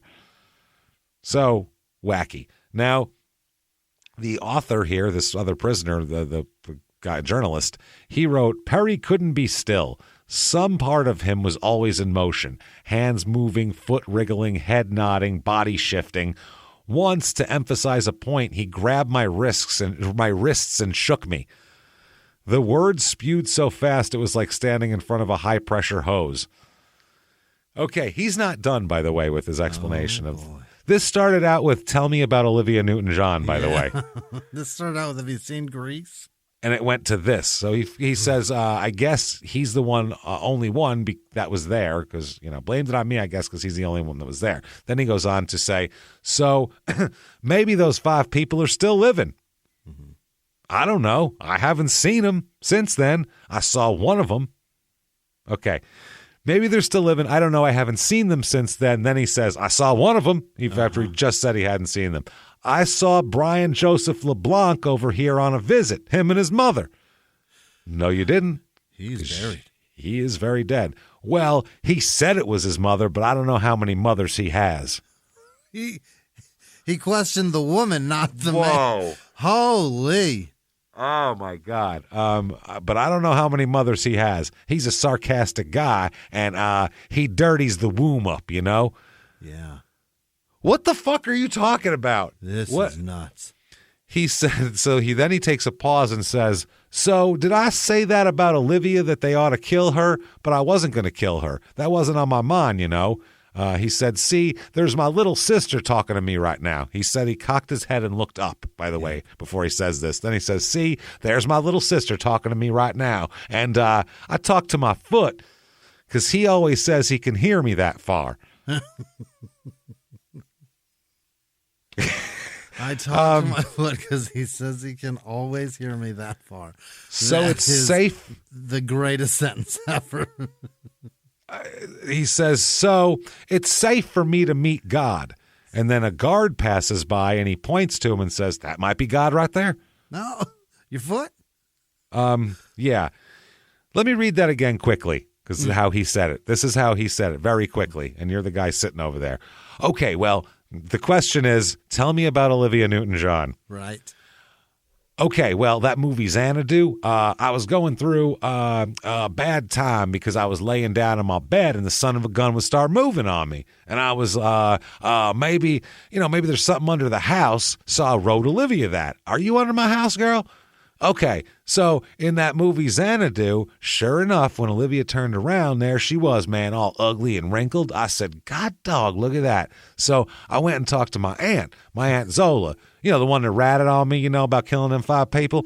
So I told my Aunt Zola, I says, somebody ought to kill that, man. That's the same way my mother looked at me whenever I got burned that morning. Sure enough. Sure enough, when the crime was committed, the voices, they told me to do it. And I says, no, man, I don't want to do it, And so I said, if you want to commit murder, now's the time to do it. I said, but I'm not going to help you because my 2 little cousins was asleep. So he shot the gun, and so then I boogied, man. All of a sudden, I guess the guy who did it has a word bigger than me, blamed it on me, I guess, because he's the only one that was there. So maybe those 5 people are still living. I don't know. I haven't seen them since then. I saw one of them. I saw Brian Joseph LeBlanc over here on a visit. Yep, he said him and his mother. Well, he said it was his mother, but I don't know how many mothers he has. You know how that goes. He's a sarcastic guy, and he dirties the womb up, So I did say that about Olivia, that they ought to kill her, but I wasn't going to kill her. That wasn't on my mind, See, there's my little sister talking to me right now. And I talked to my foot because he says he can hear me that far. So it's safe for me to meet God. That might be God right there. Holy shit.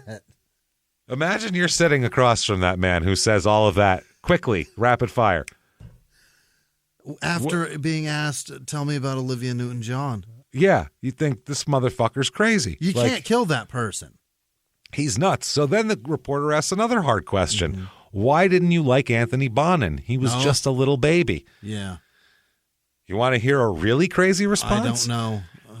Oh, you do. He says, quote, he hit me.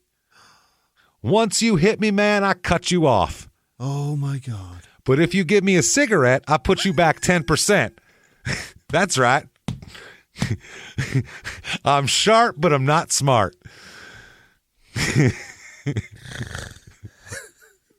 You're saying that little guy, that 2-year-old, the only thing he had to do to save his life was give that man a cigarette? Well, 10 cigarettes. He would have had to build himself up to back to 100% maybe. Maybe like 60, 70%. 6, 7 cigarettes would have probably done the trick.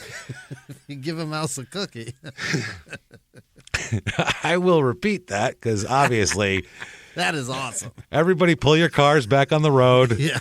Get back on the fucking treadmill that you fell off of when you stopped. Let's all, He hit me. Once you hit me, man, I cut you off. But if you give me a cigarette, I put you back 10%. That's right. I'm sharp, but I'm not smart. That's my point for the day. Now, they said on this interview, if I just said something, it would go down cool. But remember every word I said. It can't be held against me. I want all of you to know that because I never broke the law in my life, I never broke the law, see? So I'm back to square one again. I can't go anywhere anymore. I'm weak. So you got a cigarette? What the fuck is that? He asked for a cigarette. That's a man that's medicated. That's where they want to get him to. This is the goal. You could put this guy right in the chair and he's going to be fine. Everything's we need normal. him at this place baseline. This is good sanity here. Holy shit. So the article continues. This is Michael Owen Perry, as sane as modern medicine can make him. He's non-threatening, agreeable, almost chipper. Intelligence is there and alertness, so is insanity, twisting beneath the surface like a great dark predator. He said he's pallid and puffy with the look of decay that comes from years of cell confinement. His death row neighbors hate him because he chatters loudly to himself about God, numbers, the mafia, Olivia Newton John, and whatever else comes to his mind. Yeah. In an endless stream of loose association that grates like nails on the blackboard. Those paragraphs are all over the place. That's what I mean. So he's doing in his cell. He can't get an idea and then put it out all in a row in a linear fashion that makes sense. He's all over the place. He zigzags to there. Yep. He says whatever comes to his mind, an endless stream of loose association. They said he is of average size, average intelligence, and everyone agrees is quite mad. Oh, yeah. So, the U.S. Supreme Court, again, they said they couldn't put together a clear majority on the whole thing. So once it goes back to the state, they said they can't make him take it, his medication. As of 2017, he has been in solitary confinement for over 20 years now. He's been in solitary since the state put him back on death row in 93. Wow. So 25 years at that point. They said his attorney said that, quote, Perry has been deemed incompetent to be executed, but they can't take him off death row because he's in, quote, legal limbo with the whole thing. Yeah, he's got a death sentence. They said that Perry will reappear in the news every once in a while. They said that in 2017, he was one of 3 death row prisoners at Angola who sued the state on the grounds they've been held in solitary confinement for more than 20 years, and that treatment is constituted as cruel and unusual punishment under the Constitution, which is true. That fucks you up. So solitary, they said, I was just looking it up. In the last few years, there's been a growing international trend in opposition to solitary confinement. Really? The U.S. Department of Justice stated that solitary confinement should only be used as punishment for an infraction of a particular rule and not used as an ongoing practice for well-behaved convicts. You can't just say, all you guys get put in your own cells. Yeah. I know a guy who was put in solitary for almost 5 years to try to break him to turn against his mafia guys and his brother and shit, and he didn't do it, and he just stayed there for almost 5 years. No, he's fine. He's nuts anyway, but I mean, no more nuts than he ever was. He's a fucking mob guy you're talking about. It's not like he was in great shape anyway, but He said a mob guy with a real hardened brain, though, has a better chance of coming out on top than some guy who was nuts to begin with here. So, they said that more than 20 prisoners on Angola's death row have been committed to a long-term solitary confinement. They said a final disposition in his case has still yet to be made. So if Perry decides he doesn't want to take Haldol, then what happens? He can stop at any time. They said he doesn't have to take it, so he can stop at any time. Like, they could say, okay, well, here's the execution date. This is when you're going to be executed. And 2 days before, he could say, I'm not taking my fucking medication anymore. And they won't execute him. Yeah, because he's going to go nuts. Even on it, he's nuts. On it, he's out of his mind. You've got to be kidding me. In the end, really, and this is why we think the death penalty is kind of a waste of time in the end, because only 12% of the convicts on Angola's death row have actually been executed. Because 88% of the time there's some sort of error that at least gets them knocked down to life in prison. It's just not. It's so expensive, but you're paying for all these crazy appeals and shit. So that, everybody, is Lake Arthur, Louisiana, and it has to be one of the craziest things we've ever done, right? That's Olivia Newton John, the Blue Hands. Certainly the craziest guy I've ever heard of. Right?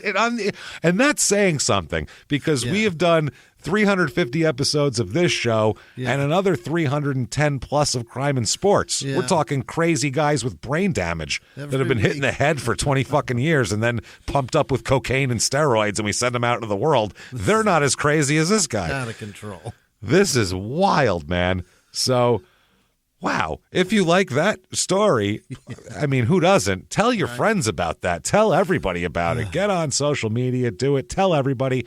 Also, what you want to do is go to whatever app you're listening on. Give us 5 stars. It really, really helps a lot. Say something nice about the show. It helps drive it up the charts, and it just helps the show a ton. By the way, stay tuned and listen. Well, not now, because it's not going to go right after this, but in another about 2 months here, a little before the end of February, beginning of March, we are going to do our new show. A new show coming to the roster. We can't wait to fill it in. Like, we're not already on enough days, but a new show. It's so much fun, totally different, hilarious. It is called, what is it called, Jimmy? You give it. It's called Your Stupid Opinions. That's right. Your Stupid Opinions. And just like we do the reviews here, they're all funny a lot of times, and they're just talking about a small town. And we don't even get to choose. Today, those are the only reviews there were, so we just take what we could get. But we found that the internet is all reviews. That's all it is people reviewing other people and other things and services. We've got a story to tell, so we can't focus too much on the opinion. And we want to. Opinions. We'd love to. And then we did a Patreon episode where we just talked about reviews of everything. And we did everything from a Taco Bell in a small town to the Newark Airport diner that's inside the Newark Airport, a terrible roadside motel outside of St. Louis in Missouri, where the same people found bloody razors in the same room like months apart. It was disturbing. What do you want? Yeah. A cross-stitching class in Helena, Montana. We'll find anything. Whatever it's crazy and people are complaining, we're going to talk about these reviews. We can't wait. This is going to be so fun. Your Stupid Opinions. Look out for it. And you should also be listening to Crime and Sports while you're out there as well, because we have really redoubled our efforts there, and we hope you're enjoying what we're doing over there. Some crazy stuff happening. Check that out. Head over to shutupandgivememurder.com. for everything. First of all, for your tickets to live shows. We have so many coming up, and you can get your tickets right now. Cleveland is the first one up, February 10th. Get your tickets immediately. And as well as that, St. Louis the next night. In May, we have Pittsburgh and Detroit, and those are selling fast too. These shows in Seattle and in Portland for March, we had to add extra shows because you guys sold them so fast. So there will be an extra night in Seattle. Right now, the show that's already sold is on a Friday. We added a Thursday show. And then the next night we're in Portland on Saturday night, we have 2 shows that night. We just added a late show. They'll be available on January 13th for purchase. So get those. Shutupandgivememurder.com. Also links to everything there, obviously, including links to social media. Like we are at Small Town Murder on Instagram, at Small Town Pod on Facebook, at Murder Small on Twitter, as well as you can find you can go to Patreon. Links to there. Patreon.com/crime in sports is where you get all of the amazing bonus stuff. And really, we have so much bonus stuff. It's so much fun. There's over 150 episodes of bonus stuff that we've done Patreon-wise to do it. It's a cup of coffee. It's about 8 eggs right now at the grocery store. $5 a month or above, you can get access to all this. And every other week, you're going to get 2 new episodes of Crime and Sports and a Small Town Murder, and you get access to it all. Yeah. This week, what you're going to have access to is, for Crime and Sports, we're going to talk about fantasy sports. Yeah. How they started. How did it go from a smoky back room with a bunch of guys to the leading cause of divorce in the country? How did that happen? Let's find out. And then for Small Town Murder, we have a very fun episode. Kai the hatchet-wielding hitchhiker. Oh, God, I can't wait. The interview is crazy. We'll play the interview and we'll react to it as it's going. So it's a great interview. He just murdered a man in the street with a hatchet. Well, the guy didn't die. Oh, yeah, but he brained him. But he put him in the fucking ICU for sure. Yeah, he attacked him with a hatchet and then talked all about it. And he was considered a national hero because this man was attacking people. It just hit somebody with a car and was choking some lady. So then 3 weeks later, he turns into not such a hero anymore. Turn the whole country's goodwill against him, and we'll find out what he did, and it's very scummy and gross. So we'll talk about all of that and more. Patreon.com/crime and sports. And, of course, you'll get a shout-out. Oh, you bet. When do you get that shout-out, Jimmy? Right fucking now. Hit me with those names like your Olivia Newton John musing. Let me be your Olivia Newton John muse, Jimmy. Hit me with them. This week's executive producers are Patrick Winnick. Attaboy, Patrick. He saved his money from OnlyFans. Not that he earns it there, but he doesn't spend it there. Instead, he spends it on us. That was nice of you, Patrick. Thank you. His balls are swollen, though. That's the only problem. His balls are swelled so they're going to pop. And, of course, Jordan Bennett. Thank you, guys. Thank you, for Jordan. everything. Her balls also swollen right up. Other producers this week are Hannah Escalderon, Stan the Lariat Hansen, Rabbi Shmulovich, and Shitta Perlman's anniversary. Congratulations. Congrats. Wow. Who is Stan the Lariat? Is he Already? a wrestler? He's a wrestler, Oh, yeah. right? He's a wrestler, former AWA champion. Also, Regina Bryholtz, Colin Alexander, Aistay Bearcat. I don't know what that is. It's a foreign name. It's got weird character. I can't. Oh, cool. Aistay Bearcat. Thank you. Is their name. Thanks, Bearcat. From an American. Happy Hour checking in Wright, Wyoming. Janice Hill, Finn Jeremy, Tracy Smith, Carmen. Okay. Yeah, Carmen Insider is what they wrote, and they said to say it in an Australian accent, and I will not say Carmen Insider. I won't say it. Yeah. Hannah Quinn, Anna Pup Kanyoki, Daphne with no last name, Chris DeMuth, Brock Pelton, Maribeth Payne, Sonia Bancroft, Lauren Borowski, Craig Meyer, Brandon Manson, Star Solinsky, Victoria Ring, Morgan Lewis, Don Doherty, Ink and Roll. Yeah, that's right. Chris McDaniel, Dylan Beaupre, Lyman, Morgan Everett, Catherine Fry, Larry Lonergan. It's probably Lonergan, right? Something like that, yeah. Valerie Thompson, Barbara Butler, Ashley Garback, Rebecca Davis, Jem Whepp, Katie Patterson, or it's only one T, it could be Paterson, Tracy Wood, Chelsea Hatler, Dugan Racecraft, Kristen Ward, Kay Kellum, Catherine Davis, Amira Ahmed, Robert Klein. Is that a person? Who's a comedian? That's right. Yeah. Very Probably famous. Not that guy. He's dead, right? Yeah, I think he died. Or he's alive and doesn't give a shit about us. One of the two. OG Bobby Johnson? Probably not that one, right? I wouldn't imagine so, probably but maybe. Matilda, Alicia Haig, Dorothy Brush, Samantha O'Neill, Jared Lyons, James, I see you, Dick. They do not. I guarantee you do not. Adam Stockman, Nick with no last name. Mary Bittinger, Crystal Saragovitz,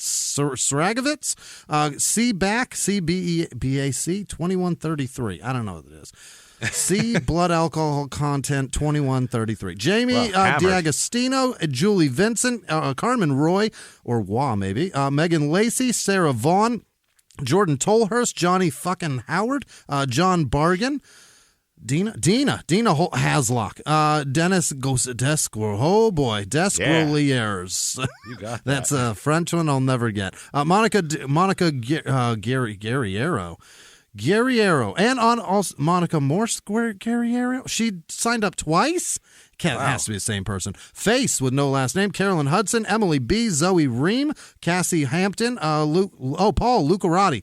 Lori, Lisa Stevens, Jamie Barton Hodges, Catherine with no last name, Tiffany Rains, Michelle Latham, Tobias Musabach, Mosbach, HB with no last name, Melissa West, Melody Brown, Diana Fuller, Crystal with no last name, Brendan Lord, Ryan Schultz, Monica with no last name, Ethan Graben, the face of Bow, or Bow, maybe? I don't know. Maria Styling, I think. Whoever. Chris Webster, Jason Straub, Millie Quiros, Adam Giordino, Deirdre Duhan, Steve Hoffman, Carrie Reed, Alicia Burns, Olivia Burt, Brett Walker, Luke Hughes, Noah Hoy, Hunter Rudnick, Sam Gosling, Whitney Morton, T. Bird, Whitney with no last name, Trees Are Better, Delaney Spalding, Tom Horn, Melissa Green. Melissa. Jesus Christ, Jimmy. Pamela and Melissa are going to get together. Good God. Nick with no last name, Jasmine Mako, Aaron Metzler, Lavana Vo, Jesse K, Keely Weber. All right. Violet Treaster. Jesus Christ. Marie Frankie. People often say, why don't you switch roles sometimes? I'll mispronounce a town name sometimes, but the episodes would be 7 hours long. What? Who's this now? What's going on? Oh, Melissa did the killing here. Watch. Melissa, yeah, it's nice. This is Melissa that's going to do the killing. No. Corn dog poppers. That sounds disgusting. Mike Mariano. Can you imagine if McDonald's had corn dog poppers? Corn dog? I don't want a corn dog popper. Corn dog. No. It's a hot dog inside a jalapeno wrapped in corn, and then we deep fry it. Comes with large fries. Mike Mariano, Amanda Koblenz, Bethany Sutherland, Gabby the Oil Painter, Matthew Veriberg, Alexander Warrett, Lou with no last name, Ariana Robles, Eric Parsino, I believe that's right, Joshua Schreider, Brandon Kane, Sparky Shearer, David Zabriskie,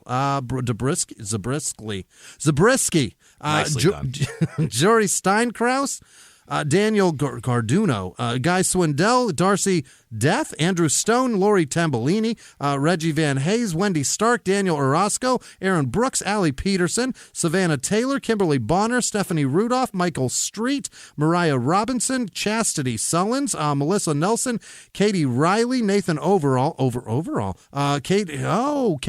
Allred, Todd Dillon, ST, no last name, Carly Rivers, Garrett Hukill, Michelle O'Hara, Donovan McCart, Sarah with no last name, Matt Ruddy, Michael Schultz, Adams Jewell, Kevin King, Cameron Wilson, Errol. Errol and Melissa. We're going to get you guys together. That's our goal. Errol and Melissa. Marry you off. Heather Stenkler, Jeremy Case, Hugo Svarsfaver, Christensen, Sjarfjar? What? Nadia. Julia Osborne, Sarah Garbers, Chris Pollard, Chris Little Wolf, Danny Machin. Wow. Rosalie Brown, Randy Hewlebeck, all you back. Tiffany Speech, Samantha Castile, Kelly Steele, Shannon K. Farmer, Kiara with no last name, Stray, Maiden Sarah, Kia Johnston.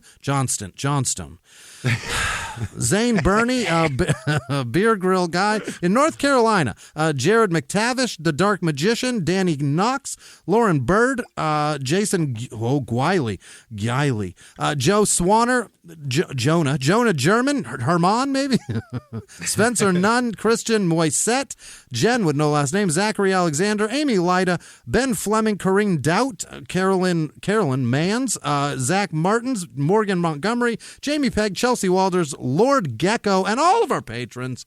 You're fantastic. Thank you, everybody, so much for all that you do for us. Honestly, we do appreciate the shit out of each and every one of you. Thank you so much, and I hope you're enjoying Patreon.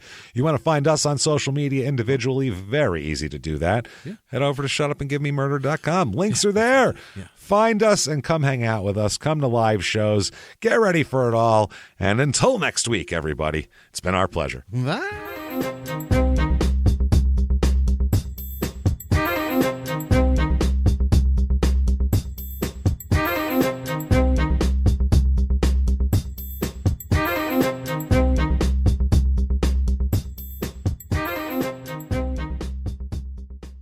If you like Small Town Murder, you can listen early and ad-free now by joining Wondery Plus in the Wondery app or on Apple Podcasts. Prime members can listen early and ad-free on Amazon Music. Before you go, tell us about yourself by filling out a short survey at Wondery.com/survey. In the 1980s, a rosé swept the country. Hey, Mike, I really like this White Zinfandel. Well, good. Now put it down. We're going to try another one. White Zin became America's top-selling wine. But most don't know that this sweet drink has a sour history. What began in 1986 with counterfeit bottles. A big fraud, a multi-million-dollar fraud. Sent investigators chasing one of the most powerful families in the business, the Licciardis. But the closer the feds got to them, the more dangerous things became. It's a story of deceit. At the time, I was paranoid. Threats. You touch my kids, I will kill you. And murder. With a .22 caliber bullet to the head. What started with a scheme to mislabel wine spilled into a blood-soaked battle for succession. Welcome to Bloodvines. You can binge listen to Bloodvines exclusively and ad-free on Wondery Plus. Join Wondery Plus in the Wondery app, Apple Podcasts, or Spotify.